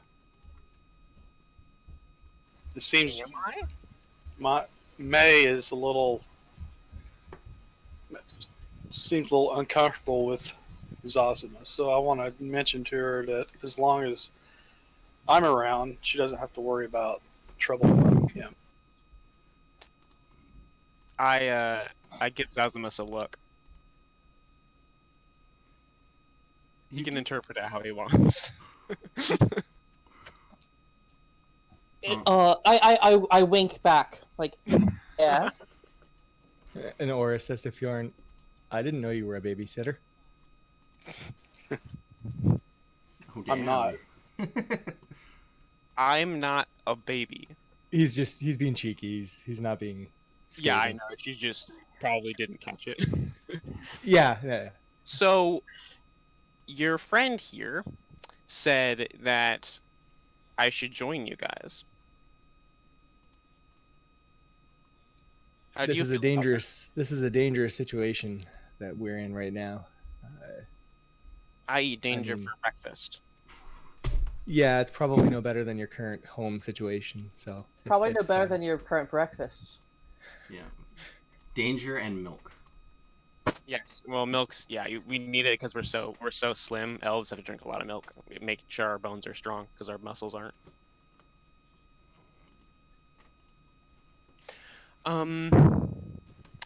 Well, what were you guys planning to do first? Were you going to find Grim? Because I know, hopefully, he's not dead. A lot of Yeah. people seem to think he's dead. I think that would be a good idea. But first, who has the locket? Is that in my inventory or Oris's? I believe it was in yours. Yeah, you had it.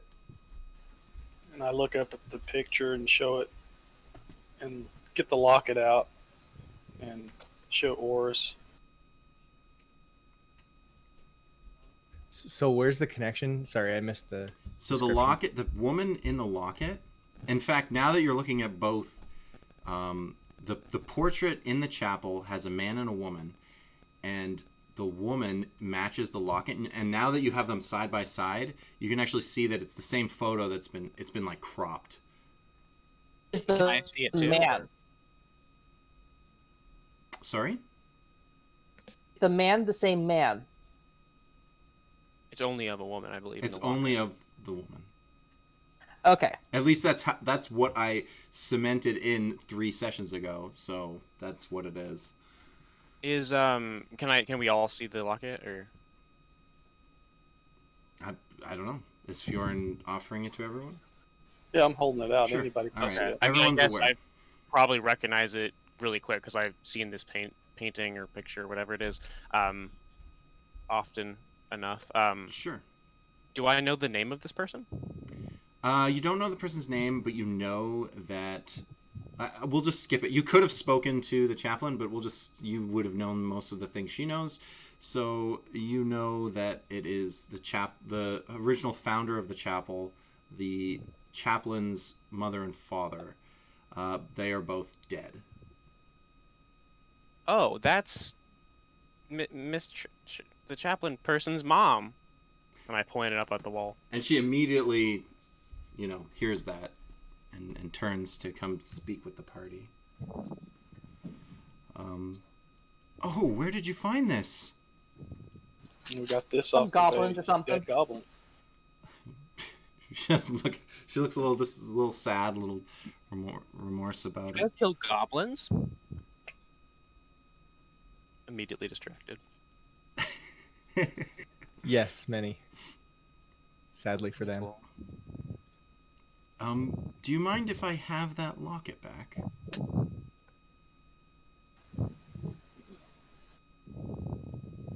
Or, better yet, could you guys take it to my mother's? I want to say the right word here. I'm going to say tomb. It's not really a tomb. It's just Grave? take it to her grave, but there is a separate building that you will have to go Mausoleum? into. Yeah, mausoleum, crypt, whatever you want to call it. Sepulcher, I don't know. I'm sure whatever I call it, and then when I describe the thing, I will have used the wrong word. But she wants you to go down into something and place the locket down there if you can. You don't want to do it yourself? She says no. She's been to the grave enough times, and she can't handle it. Sure, we can do that. You now officially have one more quest line in your list. Return the locket, save Rim, do the well, sow the fields, or anything related to the previous war camp. You guys have... The world is your oyster, but I bet you guys just choose to RP for an hour. Let's go. Let's go to the graveyard while it's still daylight. Is it in the graveyard? Yes, the Okay. mausoleum, Yeah, crypt, whatever you want to call it, the building that you'll have to go into and travel down. Let's do that while it's still daylight, people. Alright. Let's do. Let's not play around and do this at night. You should do How about- every quest at night. I think we should do it at nighttime because that's when all the good ghosts come out. It's just the boring ones that stay during the day. It will be dark inside the crypt, I'm sure. That's true, especially even if it's daytime. If we're going inside of something, there might be torches. Have some Let's torches. just check it out. Well, what do you Yeah. care? You have dark vision. I know.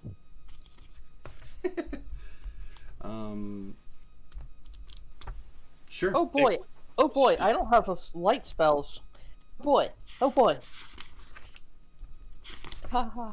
So you guys leave the chapel and you go to the graveyard, and as you now get a better look at it, it is large. It is a large graveyard. It is pretty clear that this town probably had, I don't know, maybe there was 50 people living here at some point, and now there's a handful. So there's plenty of graves. In addition to the graves, there is the main mausoleum. I'm going to call it a mausoleum. Why not? And even though the only mausoleum I've ever been to in real life, that they buried them above ground, this one is, well, you can tell it's going to go down because the entrance is not big enough to house enough people. It's not like a building. It's like I think that is a crypt then. I think if it goes underground. I think it's technically yeah. Let's call it a crypt. I've played enough Diablo. Let's call it a crypt. Are my parents buried here, or at least like some kind of memorial stones for them? Yeah, your parents. If you want to get into the backstory of them, unless you want it to be different. I was gonna thinking default- that maybe instead of their bodies are buried here, like they might have been like killed and captured and taken away or something like that. Sure, there's, I'm like, down with that. memorial. I'll So just there- like stop at the memorial, like kind of off to the side. I don't really want to say much about it, but I'll like do whatever the elves do. I'll like kiss the stone or something. All right. Can you roll Constitution save? No. You now have not a dysentery. No, you're. That's good. Okay, so you guys, while she's doing that, you guys come to the crypt. It's a closed door, but it's not locked. You can enter it if you wish. Let's go. Oh, Okay, so as you enter it, and you start, and it's stone build. It was there was some metal structuring on the outside, but now that you're inside, it's very stone steps, and you start going down, and it is kind of dark, but there are torches that you can light on the way down, so you don't have to carry a torch. It's also only maybe like 10 feet across, or not even, so you guys are kind of single file. Let's say it's to the point where you guys got to do single file. So if you guys are going to keep going down, can you just let me know the marching order, or the order that you walk down the stairs? I was thinking, unless somebody was like, no, don't let the child go first, I was gonna walk in since I have dark vision, like as a character trying to be kind of impressive, because I'm assuming you guys don't have dark vision. no, we do not. No, they're a bunch of dumb humans. Forgot So- to eat my carrots growing up. I don't have wanted a light spell. Walk in, and then as soon as you guys, is somebody gonna start lighting a torch or something like that? Yeah, I think Oris will go at the back with the torch. Okay. As soon as you start lighting up the torch, I will like turn on and be like, oh, like you guys can kind of tell that I'm lying. But, like I forgot, you guys probably can't see in the dark. Useless humans kind of thing. Yeah, a little bit. Not being like because you're terrible, but just like kind of being like I'm impressive. And then I'll snap and use prestidigitation to light one of the torches. For some reason. Oh yeah, you do have I found it interesting that you said you claimed it to have no natural born magical abilities.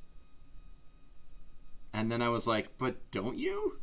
And so Well, I mean, technically, I don't know how you're doing it with the high elves. High elves do get a cantrip, yeah, you do have Right. one. That's okay. It's fine.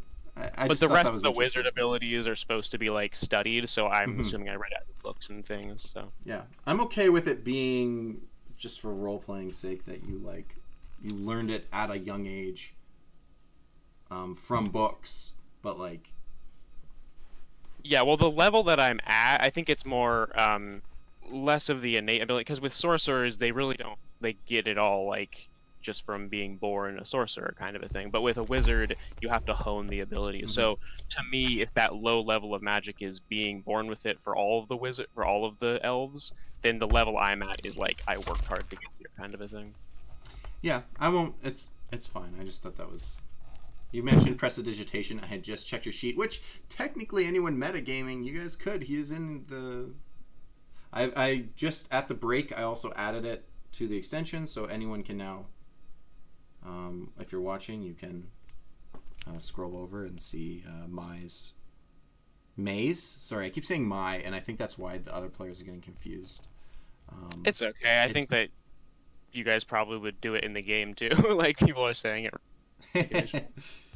Okay, so you guys continue down the steps, and as you come down, it opens up, and there are some like wow, just completely blowing it. What are the things in crypts? Coffins? I don't know what to call them. Oh, yeah. Places where bodies are kept. Or at least that's what it looks like. So you see some, and you see the names are engraved underneath. Let's say, for sake of it, that May is aware of the last name to look for, because we didn't really discuss it. I'm not going to give them a weird elvish last name, so you're just going to look for it.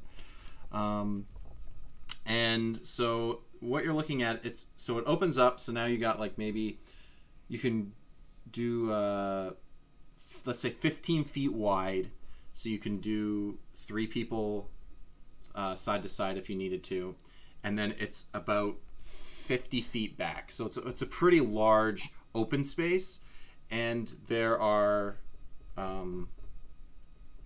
I'll just call them coffins again. They're not coffins, but you know what I'm talking about, like stone. Like it's in the walls, right? So you go up to the wall and you can like touch and read the names on each of them. And there are a couple torches in the room, so if you wanted, you could light. I'll just say you've lit them, and everybody has light in the room.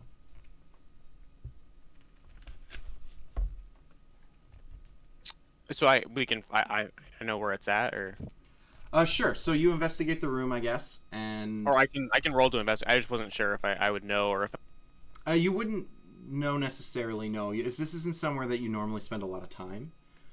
No, really. I can roll. Yeah, just roll a quick investigation. I don't know how to do it in the game. Would this be your first roll ever? Yeah, I can just roll. Like I know how to type it roll. Yeah, you can just do that in Roll20. I click the investigation. Click the +2 next to the or the plus whatever next to investigation on the sheet.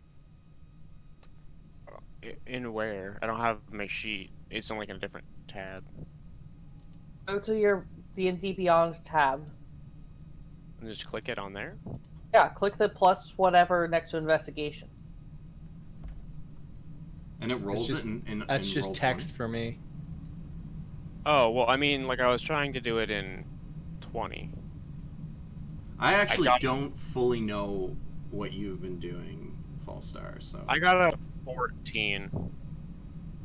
all right, I'm gonna take your word on it, and we can try to figure out how it works. I in Roll20. also have the that transfers it over. Yeah, the I'm Beyond not 20. sure how you did that, but we should all do that, and I'll worry about that when we finish today.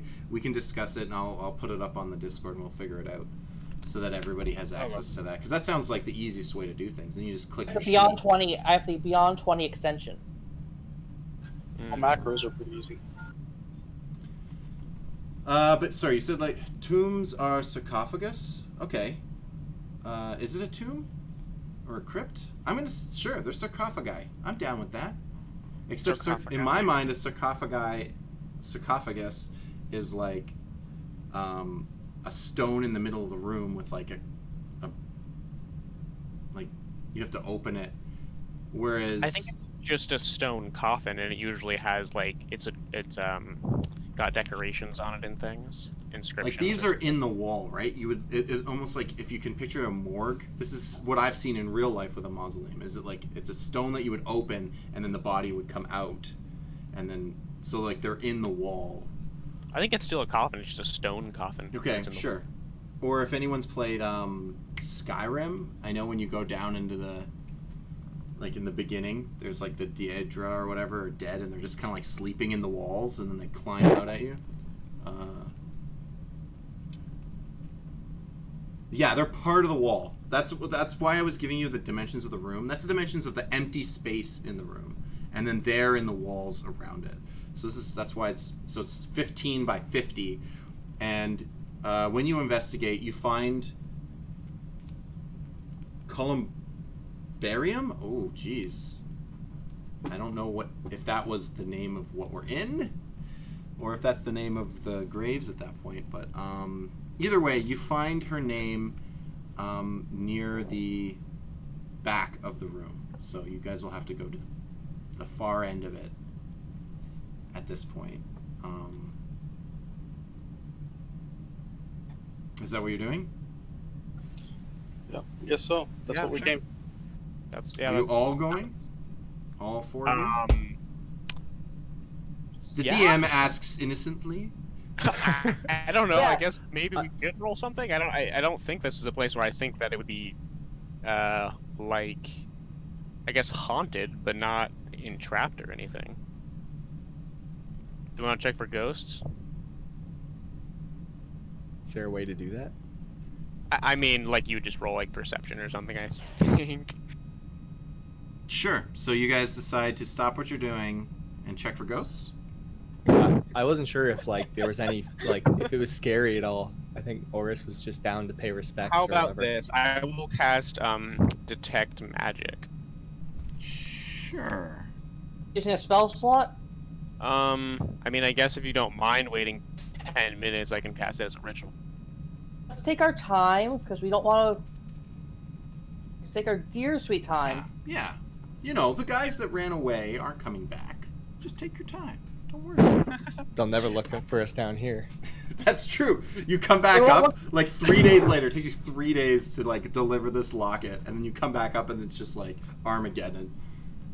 Exactly. Just a wasteland. The armies come through. They chop the trees down and everything. Burn the forest. Okay. Sure. I'll You guys go can and ritual detect detect magic. That's fine. We'll just speed through it. And you detect magic. You detect magic on the locket itself, and you detect a faint amount of magic on the crypt where you'd be putting it. Okay. Do I know the school of magic? Because it's basically as specific the spell will allow me to get. Is there like a certain type of spell, like transmutation, or I guess necromancy or something? Let's say necromancy. I mean, it seems realistic that in a crypt of some sort that you would. It is we'll just say necromancy. Oh, damn. Okay. I will say that. So I'm getting some real necromancy vibes from that there locket and the crypt. I mean the stone coffin, sarcophagi. Yeah, that's not good. Yeah.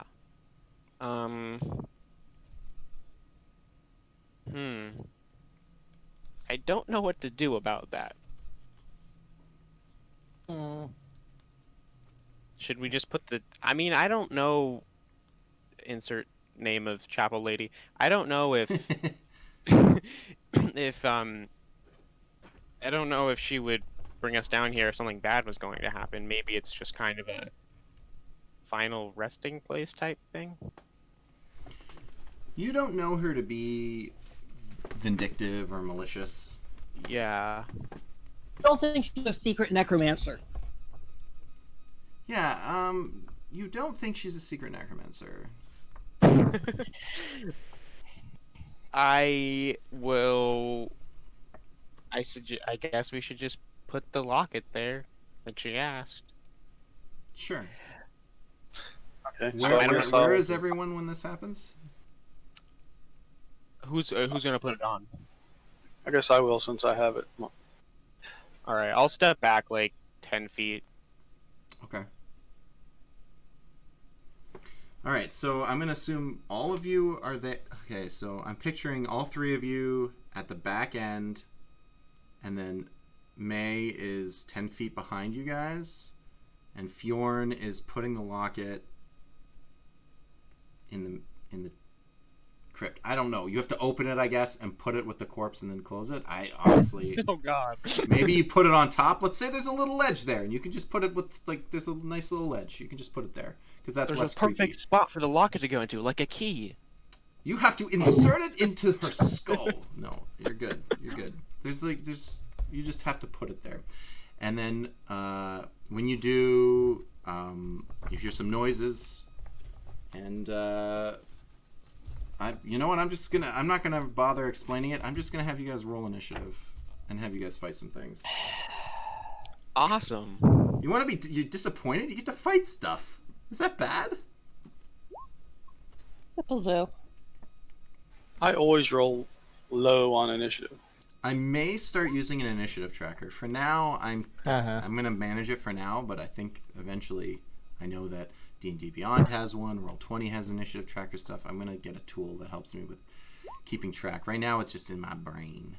So it looks like, if I see it correctly, we got Ezekiel top of the order, then Zazamus.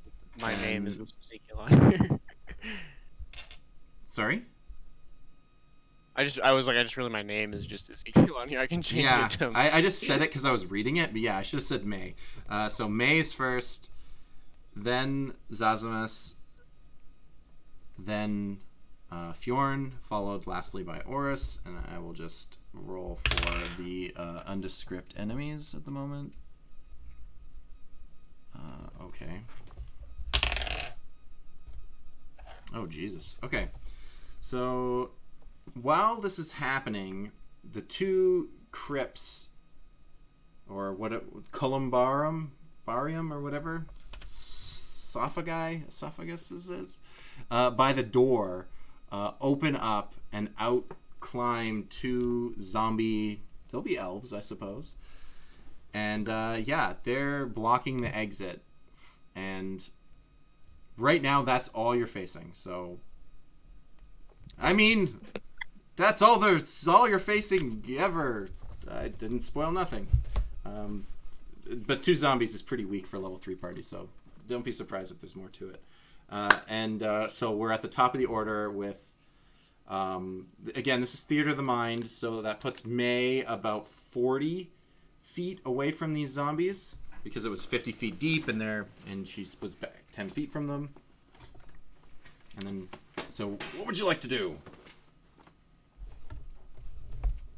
I'm really sorry. I kind of missed a second because somebody came over. There's just the 3 zombies. Is there anything? There's 2 zombies blocking the exit. Yes. Oh, behind me?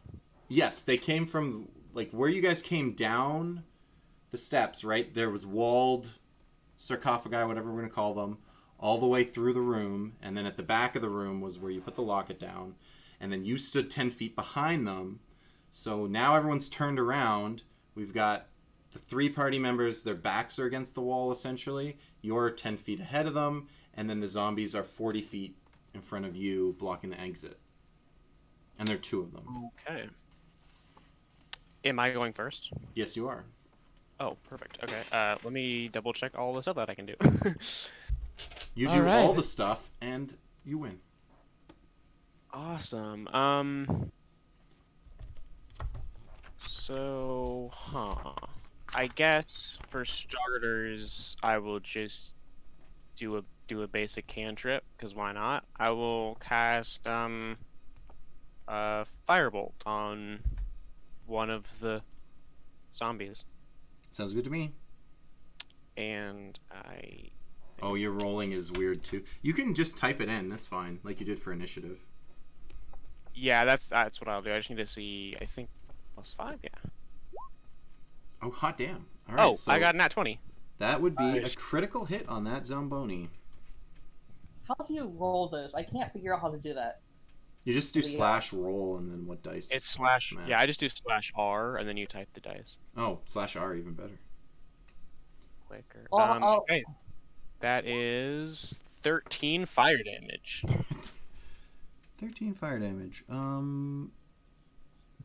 That zombie takes a flaming blast into its chest, and the flames are singeing it, and it's burning. It doesn't seem to like. It's knocked back. It's it physically took the damage, but they're zombies, so it's just like letting it sizzle. That one looks hurt, but it's still standing. And then I will just like run towards them the 30 feet of my move. Towards the zombies? Yeah. Okay, sure. So you're 10 feet away from them now? Yeah. Okay. That's it. Alright, so next up is Zosimus. You stupid elf girl, get back here. Then I'm going to take out my crossbow and shoot one of the zombies. Okay. Go ahead and roll. Which one? The hurt one? Yeah. Okay. Go ahead and roll to hit. An 8. Yes! Zombies have armor class of 8. Oh yeah. Zombies have I was about to say, that definitely doesn't hit. And then I was like, oh yeah, zombies suck. Okay, if it hits... 7 points of damage. Okay. So But no, more. Watch this. Watch what I'm about to do. This is going to be disgusting. I'm going to use a... I'm going to use Psychic Blades. Oh, okay. This uses your inspiration die? Yes. Okay. I'm at level... Because I'm level 4. Level 3. I'm going to add 2d6 to that. 2d6. Okay. Yeah. 2d6. Let's do a ton of damage. Is that the one I attacked? That should kill it. I hope so. 14 damage. And... Okay. That should suffice. So so the bolt comes in. I don't know exactly how that psychic blades work. Maybe you like play the horn a little. I don't know, or you just think about playing a sweet horn solo. I have no idea what good horn songs are, but Horn solo. We hear a phantom horn solo. yeah, the arrow like whistles in the air as it strikes the zombie, and you hit him in the head, and then like you can see the psychic energy start like lashing out of his brain for a sec, like it's like lashing. You see like these psychic waves, and then pop goes his head, and that zombie just crumples to the ground. Also, he was your uncle. No, I'm just kidding. He's not related to anyone in the party. Dead zombie, cool, sweet. Next up, Uncle. or are you still doing anything? Oh right. No, I'm. That was action. Do I have a bonus action? I don't think so. Nobody needs healing. That's good. Okay, so then you're gonna stay where you're standing, and then we're up to, Fjorn's turn. I guess I'll just This one murder. straight up attack the other one. Well, you're 50 feet away from. Oh, am I? Oh, okay. So I guess I'll move my 30 feet or whatever it is. Is it 30? Okay. I wasn't sure. I know barbarians eventually get more. I think. Yeah, I think it's a little higher level. A little higher level? Okay. So you move your 30 feet. You're just behind May now. Want to take the dash action? You could dash into combat, sure, if you wanted. You won't get to swing. I mean, it's gonna come to you, I would assume. Right. I guess I'll just be at the ready. Or what? Yeah, actually, you can just ready to attack it if it comes towards you. I think I was just... True. May is closer, though. I'm just so you're aware. Yeah, that's true. Okay. Or wait, so- do you not have like a hand axe or anything to throw? I guess I could throw a javelin. Or javelin, that also work. I think that's better. Okay, I forgot about my javelin. I'll throw a javelin at... Sounds good. Roll to hit.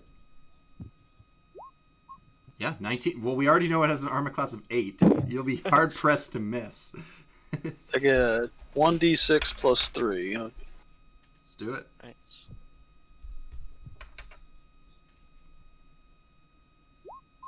Oh, That'd be 5. so 5 damage. Okay. So you hit the zombie, it kind of sticks into its side. It's just kind of like flopping around. It's still stuck into the zombie. And I believe that's the end of your turn, so it's Oris's turn. You guys are all faster than they rolled terribly for it. They rolled lower than 5. Well, also keep in mind zombies have a negative to their initiative. So Yeah, they have negative dex. zombies suck. Okay. I'm 50 feet away. Yes. Okay, so all I can do is run in. I can do 40 feet, and then I can attack with my whip. That's Which true. is a Your whip 10 is foot 10 range. feet. Yeah, you can definitely get into melee. So I'll start with that. Sounds good. Yep, that hits. 7 points of whip damage. You Nice. whip that zombie. It like hits across its chest and just like tears the like loose flesh off of its body. It takes some damage. It took 5 and 7. Okay, it looks it's starting to look a little hurt, a little wear and tear. Is that it? So bonus action. No, I'm not gonna do anything. I Mhm. can't reach with You my can't unarmed reach with strikes. your melee. Yeah. Yeah. Follow And I up. could do. Yeah, I could do other things, but like dash or something. But there's no need. Okay. You're now at the same closeness. We're doing theater of the mind, right? As May. But there's some left to right movement. So you can tell me right now if you're closer than May or further behind than May. Because it's kind of off to the side, so you can kind of like. I'm just telling you that. In this, with the same 40 feet of movement, did you finish your movement in front of, like, beside, but closer to? Beside, I guess. Beside and closer to, or beside and further away? Sure. I think they'd be the same distance, right? They'd be the Maybe same. they would. Yeah. Maybe they would. I pictured these zombies in my mind, if there was a grid, that they were kitty corner, like they were separated by the distance in between them, because it's 15 feet wide. You know what? It doesn't matter. I'll just decide who Sure, gets hit. I don't think I'm I'll actually be- supposed to ask that stuff when it's. I'll be theater of 5 mind. feet closer. I'll be 5 feet. Well, closer. you're the same distance, but like, it doesn't matter. It doesn't matter. I don't know. Whoever I did will more roll, damage. and someone will take damage, and it'll be good. Okay, so there's the one zombie left. The zombie takes his turn. He's gonna move forward. He's gonna be in melee now, 5 feet, but with both of you guys, and I will roll to see who he hits. I actually didn't decide what that roll was before I rolled it. I just rolled it. Okay, 1, 2, 3. Okay, so he's gonna it's gonna swing at Oris. Okay, it's gonna roll a 18 to hit. I'm guessing Yeah. that hits you. Yep. Oh, max damage. All right, he gets you. His arms come down and he hits you with like both his forearms, and he does a whopping 7 points of bludgeoning damage to you. That's a lot for a zombie. Zombies suck. So I think you're still okay. I don't think that's even half your health, but it's the first person to take damage, that's for sure. It always seems to be Oris. I don't know what happens. Every dice roll is an 18 against me. It's ridiculous. You just get, I could get use beat up. dodge. I'm like, it's fucking 2 zombies. It's 1 left. Whatever. Not worth Okay. it. Yeah. As the zombie finishes up, you notice that all the torches in the room snuff out. And Whoa. you can hear noises coming from. Well, can you hear anything? You don't hear anything. But Do Because I it's still have my dark torch, right or did that go out too? did you have a lit torch in your hand? Yes, when we entered the thing. Oh, sure.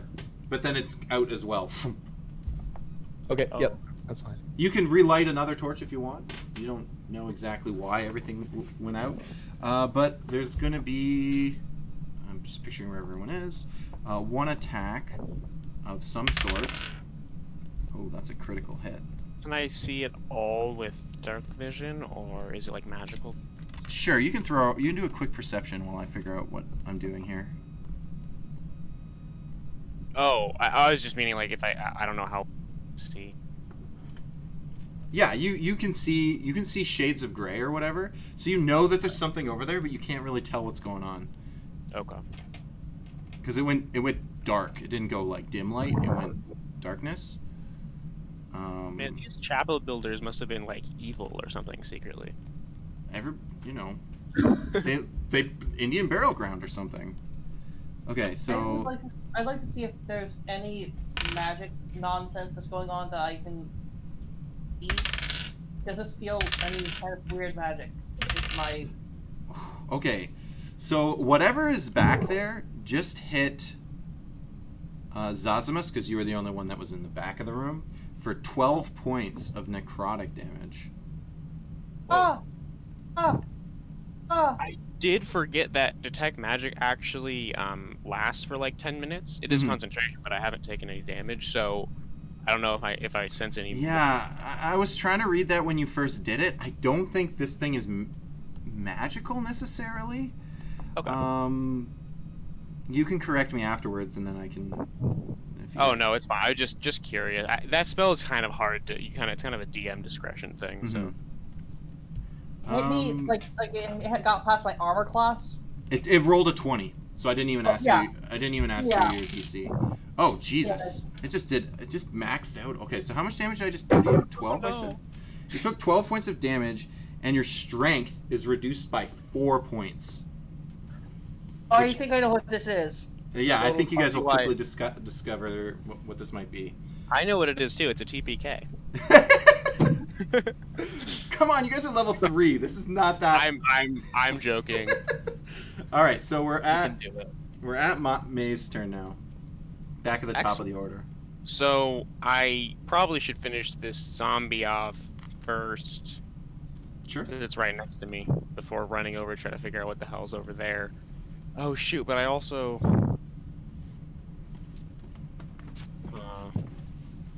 Light is gonna cost an action to light something, so I'm just gonna hit this with oh shoot, sorry, I just scrolled all weird. I'm gonna use my lightning shocking grasp.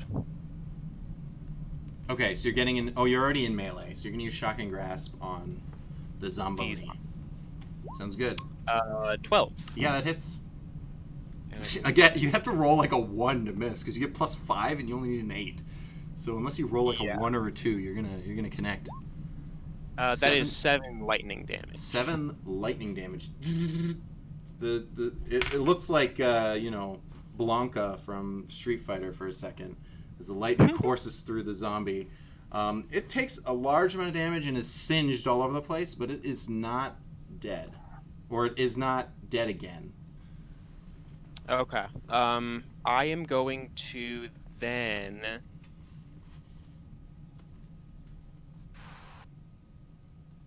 I'm gonna let, if I can, tell me if this would be like an action or not, but I've got, so the little thing that was in my pocket that no one asked about or anything earlier, is my familiar. It's a little owl.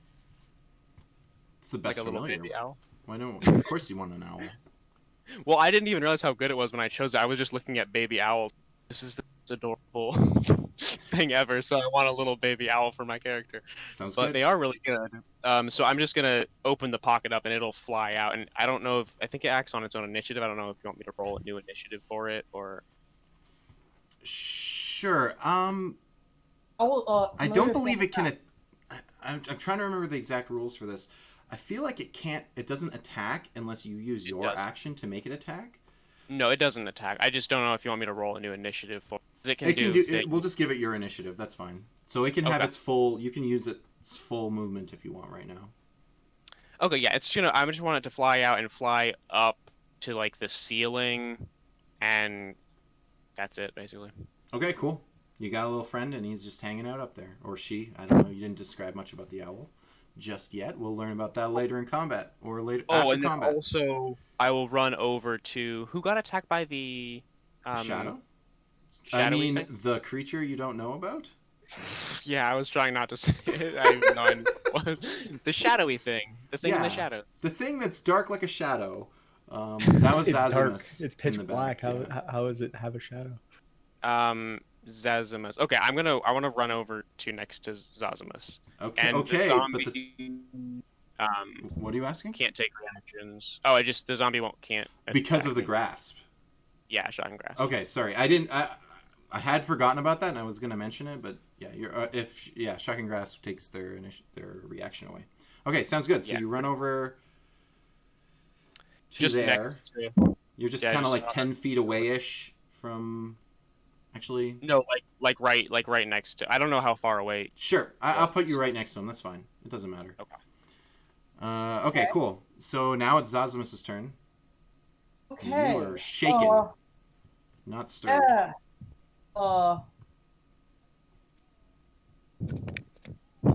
Give me just a moment. Let me compose myself. I have had the life drained from me. I'm unsure about the correct. I know what to do. I just don't like this choice. How far is the thing that attacked me from me? Is it like on top of me, next to me? It's 5 Or feet is it, away like- from you. Yeah. Oh, It's that within actually melee makes range of you. that actually makes things a little easier. Is it corporeal? I mean, you can't see it, right? You're still not 100% sure what you're facing. You see darkness, and the darkness hurt you bad, and you don't like that. I think that it has a mind. Do you think that it has a mind? I think it's just do I think it's a troubled spirit with a mind, or do I think that it's just a force that's interest, but there's no mind to it? Do you think that it's a creature? Like it's a malevolent being? That's what you're asking? Like, do I think Sure. it has a mind, or do I think it's like an animal that doesn't have a mind? Animals have minds. Do I think it's like a plant, or like a non-mentally capable entity? Let's roll. Like a zombie? I mean, what's your intelligence score? Sure. Let's roll. I'm not sure what you want to roll here. The Just investigation, sure, or insight. Let's just do insight. Let's see how insightful you are on being hurt. Maybe somehow the pain you feel gives you some information. So sure, roll me insight real quick. Can you even insight? Oh no! Can you? I don't know. We're doing it though. Bro, can you Okay. even insight though? Oh no. So you tried to insight. You outsighted by accident. Well, You know that whatever's there wants you dead. That's what you know. well,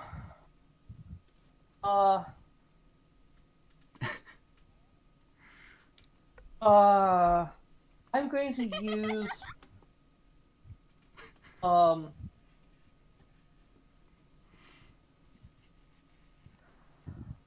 oh boy, I'm going to use dissonant whisper. No, I'm going to use vicious mockery. Okay. So it needs to make a save. Yes, Is it wisdom and it's 12? Is that right, or is it 13? For 13. All right. Then I'm going to cast Healing Word on myself at first level. Okay. Sounds good. Nice. I need some life points. Yeah. So it rolled over the DC, so it didn't take any damage from the. You tried to tell it like you were like, "You stupid thing," and you mouthed off words and curses, and it just didn't Yeah, that's literally didn't care. nothing. Didn't seem to can't- whatever's there didn't seem to care a whole You lot. can't insult darkness, I'm sorry. Yeah. Hello, darkness, my old Bane friend. did it better. Oh, now I'm offended. Yeah, sure. So you can heal those hit points up. Sweet. You still don't heal Alright. those strength points back though. Yeah, like my strength modifier is currently -3. Yeah. I noticed that most of you are low strength characters, which is going to make this enemy kind of scary. I'll be honest, I was going to have you guys face 2 of them. I think it's too much, so I'm just going to let you fight the one.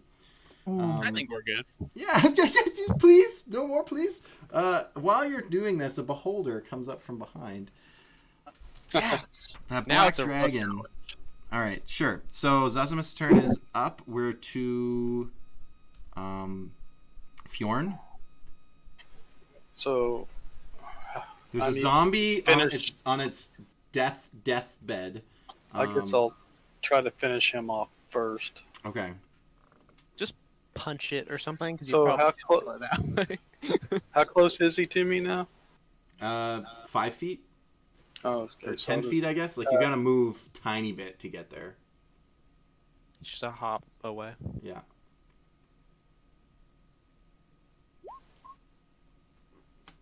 Yeah, that hits. Go ahead and Isn't roll this- damage. Isn't it still dark, or did I miss something? Oh Oh, yeah. it should be at disadvantage. Sorry. If not that matters a ton, you're still gonna hit the thing. Want me to reroll? Yeah, reroll to hit a second time. I mean the first step. Oh, yeah. Yeah, you're good. So you hit him That's for a sure. 5 points of damage. Are you doing the free? Are you doing your necrotic? Your zealot thing?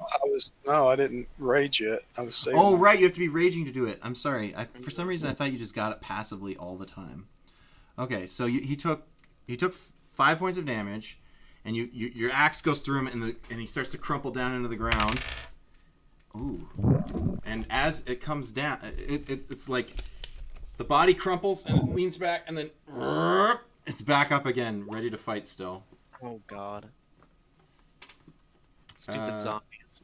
Stupid zombies. We're at Just Oris. won't die. Oris's turn. What's that roll for? Oh, to hit with with your shillelagh and then 11. Alright, no, I didn't realize I was connected.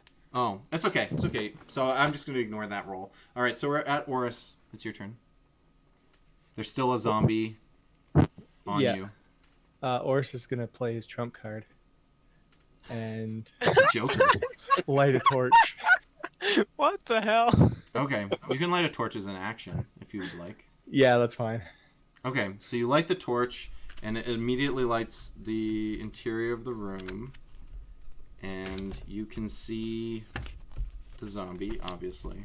And then, yeah, in the corner with Zazamus, it's unnatural darkness kind of floating there. You can kind of almost make out like a face floating in the darkness. And, yeah, it does not look...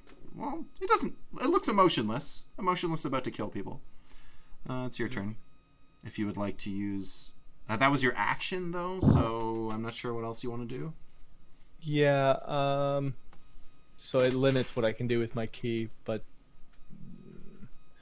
yeah, I'll just stand here.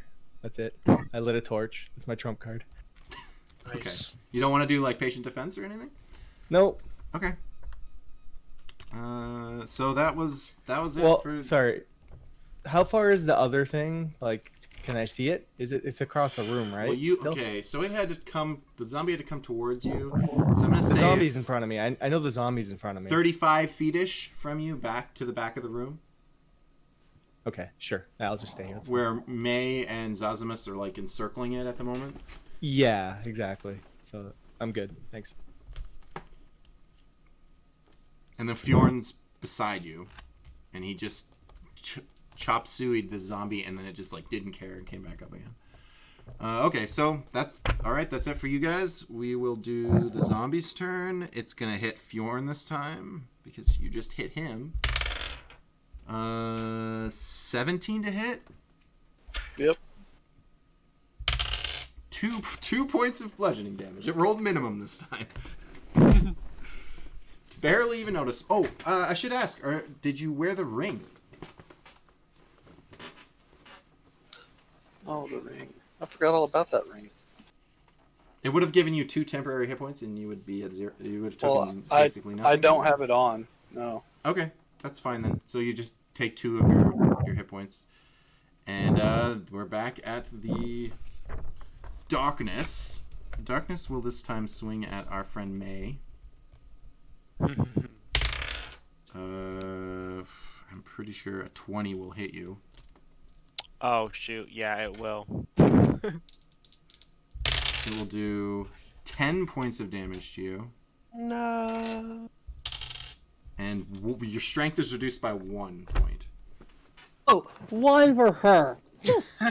It's the dice got, you know, what can I say?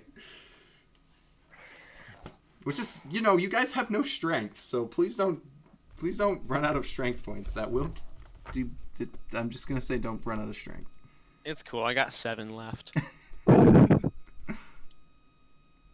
Okay, so we are back at the top of the list. So it is May, your turn. Ah, perfect. Okay. Well, I am going to. Yeah, I can't believe I ran over here because I forgot that what I was gonna hit it with is a ranged attack. So, I am going to cast at. You know what? Let's do a second level. Ooh, fancy. Magic missile, which I need to double check. I think that means it's 4. It's 3 normally, and then you add 1. Oh, 4 hits. Okay, I like it. So, but one of them I'm gonna hit the zombie with. Oh, okay. Can I ask quickly, So it what kills. kind of damage? yeah. What kind Force. of damage? Force? It is force damage. Okay, Yeah. thank you. It is gonna be so. Do I? I don't. You have to roll I'm the hit assuming 4 times, right? The zombie only. No, it just hits. It just hits. Oh, okay. Yeah. That makes Yeah. sense. Okay. That makes sense. Why That's isn't it fine. amazing? It is a second level spell. It should do some massive damage. So you're going to roll 1 die or 1 hit of damage. Well, so I was gonna do. I don't do. I'm sorry. Roll for the zombie, or it's gonna hit either way. And I think it only has 1 hit point. So, hello. Sorry, something was going weird with your mic there. I think it's working now. So you're hitting. You still have to roll damage for everything. I know what you're asking, but it actually matters how much damage you do to the zombie. Okay, no problem. This will be for the shadow then. That's 9 for the shadow, force damage, and 4 for the 4 zombie. for the zombie.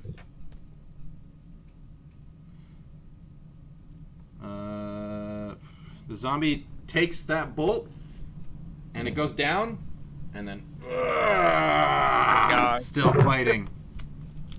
The shadow takes, how much was it? 9 points of damage. Okay, it's hurting. That thing did not like getting hit by anything.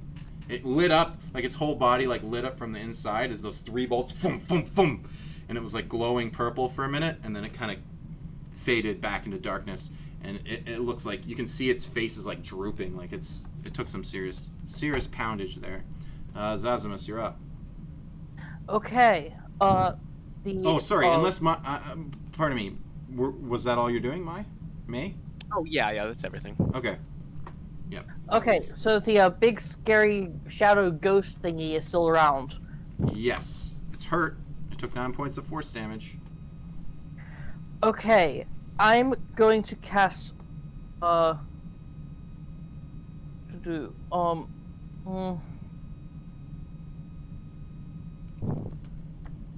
And the room is lit now, so you guys can all see completely.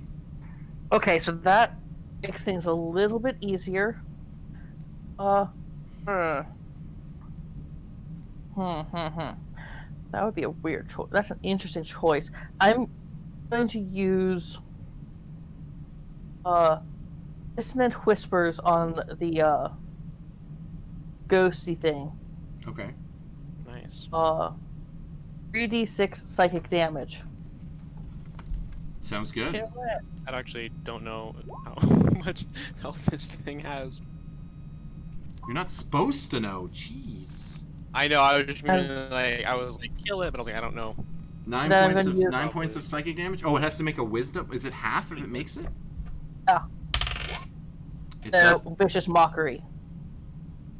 Oh, and vicious mockery. Yes. How are you? I'm trying to also kill doing it. this? Because one is a spell and the other is a cantrip. But they're neither both one is a active. bonus action. Oh, right. Sorry. It's fine. Forgetting that. I keep forgetting bonus action problems. So it did Eh. make its wisdom check on the dissonant whispers. So the whispers come Okay. in and like I don't know what to picture exactly when dissonant whispers hit something, but you whispered the words and it's like shaking and its head is taking damage, obviously because it's psychic damage. It is very hurt. If that vicious mockery was legitimate, that might have been it. Then for bonus actions, do I have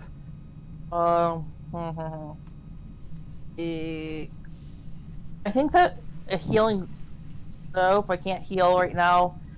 I don't really want to do anything else. I'm going. If I had, You yeah, could I'm gonna give someone inspiration. Nope. Oh yeah. Okay. Cool. So that's your turn. We're on Fjorn, I believe, and then Oris was last. Okay, so the zombie's still up. He's still standing there. I guess I'll attacking. Sounds good. You don't have disadvantage this time. Yep, that hits. Go ahead and roll damage. 7 points of damage. So you cleave that zombie in twain, right through the torso, like horizontally, and the two pieces flop to the ground, and do not get back up this time. That is a dead zombie. So how far away is the other thing? I think I said 35 feet when Oris asked last time. Yeah. So I want to move up Sounds toward good. it, 30 feet. You're very close. You're very close to that creature. It's Oris's turn. I can move the 35 feet since Yes, you there's can. nothing around me. So I'll move up to melee range, and You go whip, Sorry. punch, or whip punch. no, I'm going to. Yeah, I'm gonna use just a regular unarmed strike. Okay, my you're gonna punch basic into attack. the shadow. Okay. Yep. Into the blackness. An 18, yeah, an 18 hits. That's a good punch. 7 points of punching damage. Well, punching is not normally good against this thing, but it is so hurt. That punch goes right. You clobber it like right in its face, like what semblance of a face it has, and when you punch through it, you feel like a little bit of resistance as you like actually physically hit something, and then you punch through it, and then as that happens, the creature dissipates and bleeds into the ground, and is defeated. You have defeated the enemy. And you guys- Awesome. We did it. Is that the end of initiative? yeah, you guys are free to do what you want. Sweet. I kind of want to throw more stuff at you, but you know, later. I have plans. Feel Let's free. not, let's Feel not free. kill. That let's was not that kill was someone. easy, guys. It was So how do we get our strength back? short rest or long rest.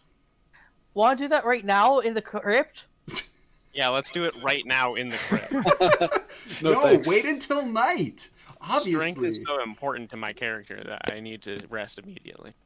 Yeah, let's Ye- take a nap in the crypt and sleep until midnight, so that we can do it while so we can sleep until the zombies come out for real. Did we finish the locket thing? What was going on before the zombies attacked? I forget. You put the zombie there. The detect magic, the magic faintness that you felt is all gone now. Oh, the magic, guys. I think there's nothing left. There's no more necrotic magic here. I'm too weak to check in the tombs right now.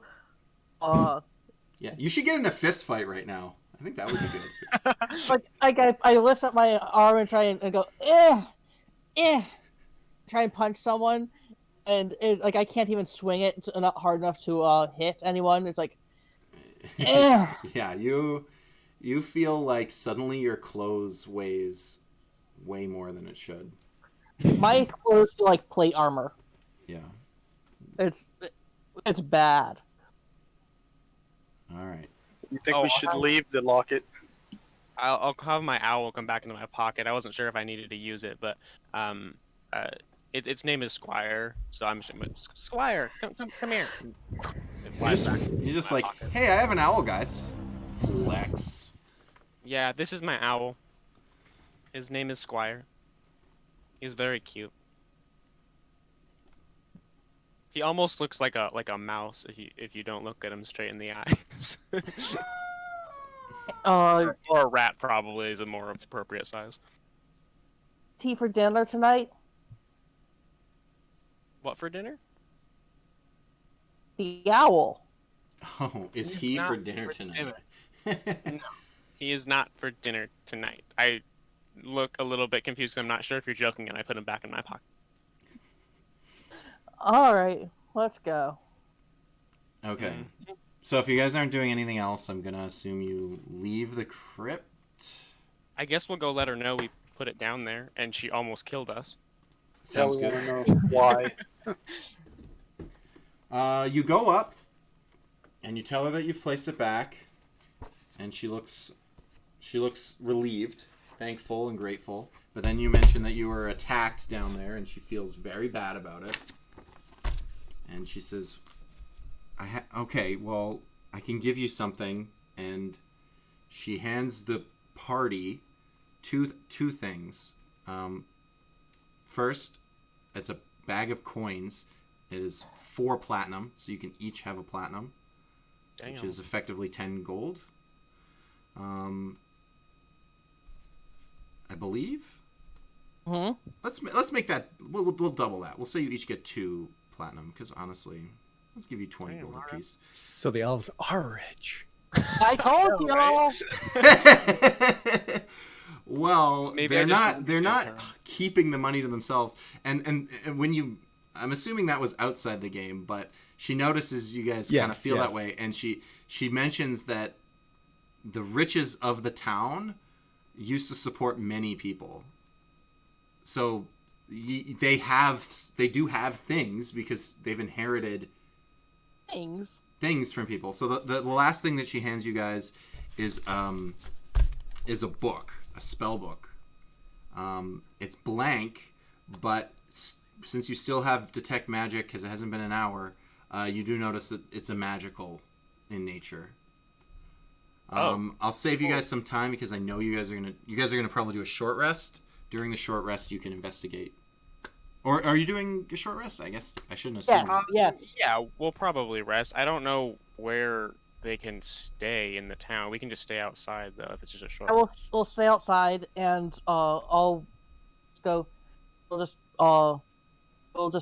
play cards or whatever. Mm-hmm. Okay. I have the whole deck. So, you guys do that. It's getting a little bit later in the morning now. It's not quite noon. So it was like first thing in the morning when this all started. You guys traveled to this town. You spoke with people. You pissed off what's his face, Corbin, and the group, and then you went down in this crypt and you came back up. So we're gonna say it's been maybe like 3 to 4 hours. So it's maybe like 10 o'clock-ish. You got plenty of day left for anything else you want to do. You take a short rest. When investigating the book, you realize that it is a endearing spell book, which means it just means it's very difficult to destroy. It can get wet, and I believe it can get, I'll double check, but I think it's like even like fireproof. Wow, that's Basically it's just a sweet spell book, which is probably appropriate for your spell person. yeah. I will suggest that I take it. Yeah. Okay. So does that clear the negative that we just took from our? Yes, your strength is back. Good. I also rolled a hit dice for HP recover. That's true, because 2 of you Plus were 6. you guys were hurt, so you healed 6 Yeah, hit I'm points. just gonna roll 1. Yep, go for it. What is it? Oh yeah, it's just a D6. Yeah, because you only got your strength Oh, I back. You got didn't get. one. Well, you could roll another if you wanted. Well, does our Vard want to help at all? Maybe. Sorry, did you need to? You wanted your hit points back? There, Fjorn. Do what? You don't have to use it. You only have We're- three. You only have 3 hit dice until your next long rest. Weren't you at full health anyway? He took 2. Can we use all of them, or do I have to use You half? can use any amount of them you want. Here are the hit point. Here are the hit Oh, die. okay, then I'll use another one. Go for it. Here are the hit Oh die. my god. It's fine. I don't. Yeah, that sucks. Okay. Yikes. Here are the hit die. I can't find. I don't see them. It should be In the short rest thing on Beyond 20, on Beyond D&D Beyond, click the short Oh. rest button, and then there's monk or whatever your class, and then roll hit die, and then just check off the ones when you use them. I am kind of trusting you guys to manage Yeah. your characters. Oh, that's good. That's 8. 8. Oh. You rolled the full 8, did you? Oh, come on. That's pretty good. Okay, so you're feeling a little bit better. Yeah, you guys had your short rest. You're feeling good.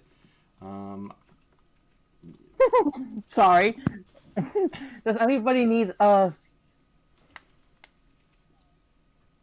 Does anyone need anything else? Like healing wise? Yeah. I mean, yeah. I have 6 hit points. And my max is 14. Yeah. I'll give you a first level healing word. That's at Thank least something. Go I'll for it. give you my. Yeah, that's. Just don't get into melee.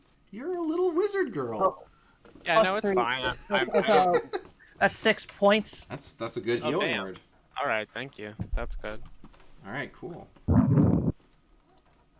Yeah, that's like. I'm not And gonna give you Oris my. gets all of his key points that he didn't spend. I mean, I wasn't really prepared for battle because I was home. So I have spells like Mage Armor. I just didn't have them cast yet. Fair enough. The stupid lighting a torch action didn't cost my regular action, then I would have actually done stuff.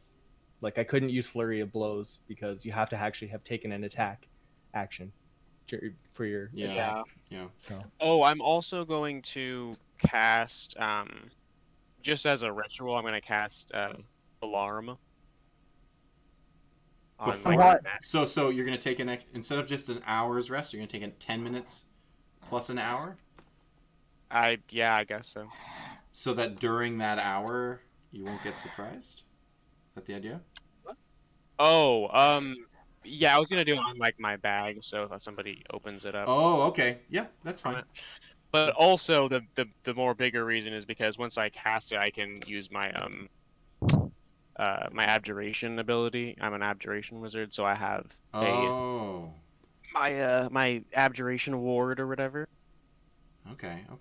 which is worth 9 hit points basically. 9 hit points? It has 9 hit points. It's a separate from my hit points, but it's Yeah. it's a buffer. It's literally like a shield that takes damage for me. So now I actually have an okay Health pool, for yeah. Okay, fighting. sounds good. You have 9 extra hitty points. And since I only use one spell slot, I won't take any spells back yet. Because I use only one second level spell slot. No, yeah, okay, yeah, that makes sense. Because with my rest, with short rests, I can get back a couple of spell slots. But I'm not gonna worry about it right now. I have plenty of spell slots. Okay, sounds good to me. You guys are, we'll just say, in the middle of town, deciding what you'd like to do. Hasn't been anything happening in the last. I start talking about how about the story I'm telling myself as if this is something that I had known about this entire time. This was my plan. That this is something I've about. the reason I attacked that was that I was brought up into the military to help with the troops' morale, and obviously the troops were on the side of not attacking the village, and the way to fix the morale was to get rid of the people who wanted to attack the troops or attack the elves, and so I was actually following orders by getting rid of the people who wanted to attack the elves. Obviously, like I was trying to convince myself of this is of this, and convince that everyone else that I'm acting in a consistent way of I haven't totally lost my mind. Totally. And you absolutely believe me.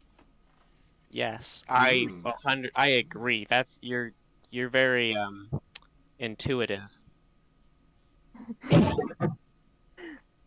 Okay. So, I guess this is the end. It's no cliffhanger, but I think we're going to call the session. You should have killed one of us down there, and then we could have ended on that. I know. I thought about Almost. it, and then it rolled an immediate critical, and I was like, God damn, I don't want to kill anybody this early. I would have actually been really cool if you killed me. You could have. I think that we could have taken another shadow. Probably. I'll be meaner next time. Don't worry. I was kind of cape loving because I was kind of feeling out how 4 party members would roll. Yeah. But it was originally going to be 2 because it was going to be both of them. It was going to be the parents.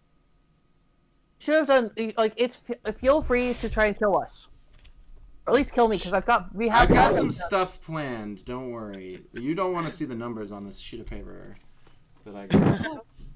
I mean, I don't want to die. I don't have a death wish, but I also am available for death if need be. I have backup characters. Remember? That's true. Okay, well, we're not going to play a meat grinder, but we will. We'll see where things go. I think we introduced a new party. Welcome, by the way, party member, and we got a feel for this town. And I think next week will be pretty exciting when we start doing what's left. I hope there was enough twists and turns to keep everyone interested. And no orphans died today, which is always good. We don't know about Jim or Jen or whatever his name was. Yeah, his name is Rim, like the type Rim. of job. Rim could be dead. Could be. No on-screen orphan deaths, which is True. Good. All right, so just a quick reminder for everyone watching the stream before I shut down. I will be playing every Sunday. I'm always looking for more people to be interested in playing in the games because the 4 people playing right now were all originally viewers of my stream. So the more you enjoy the stream, the more potential you could partake in the stream. The party, I don't want it to get too large, but there's always the potential for me to have 2 parties. The idea came up where what if there's 2 parties in the same world playing on different days that interact with each other? I think that would be a real nifty idea. I just require 5 to 6 more bodies that are all reliable. That would be fun. I'm in no rush to do that. I'm just letting anyone know who's watching that there's always opportunities. I hope you guys have a good rest of your weekend. And I do stream during the week, but it's not D&D. If you're interested in just chatting and... I sent the... So, I hope everyone has a good afternoon and the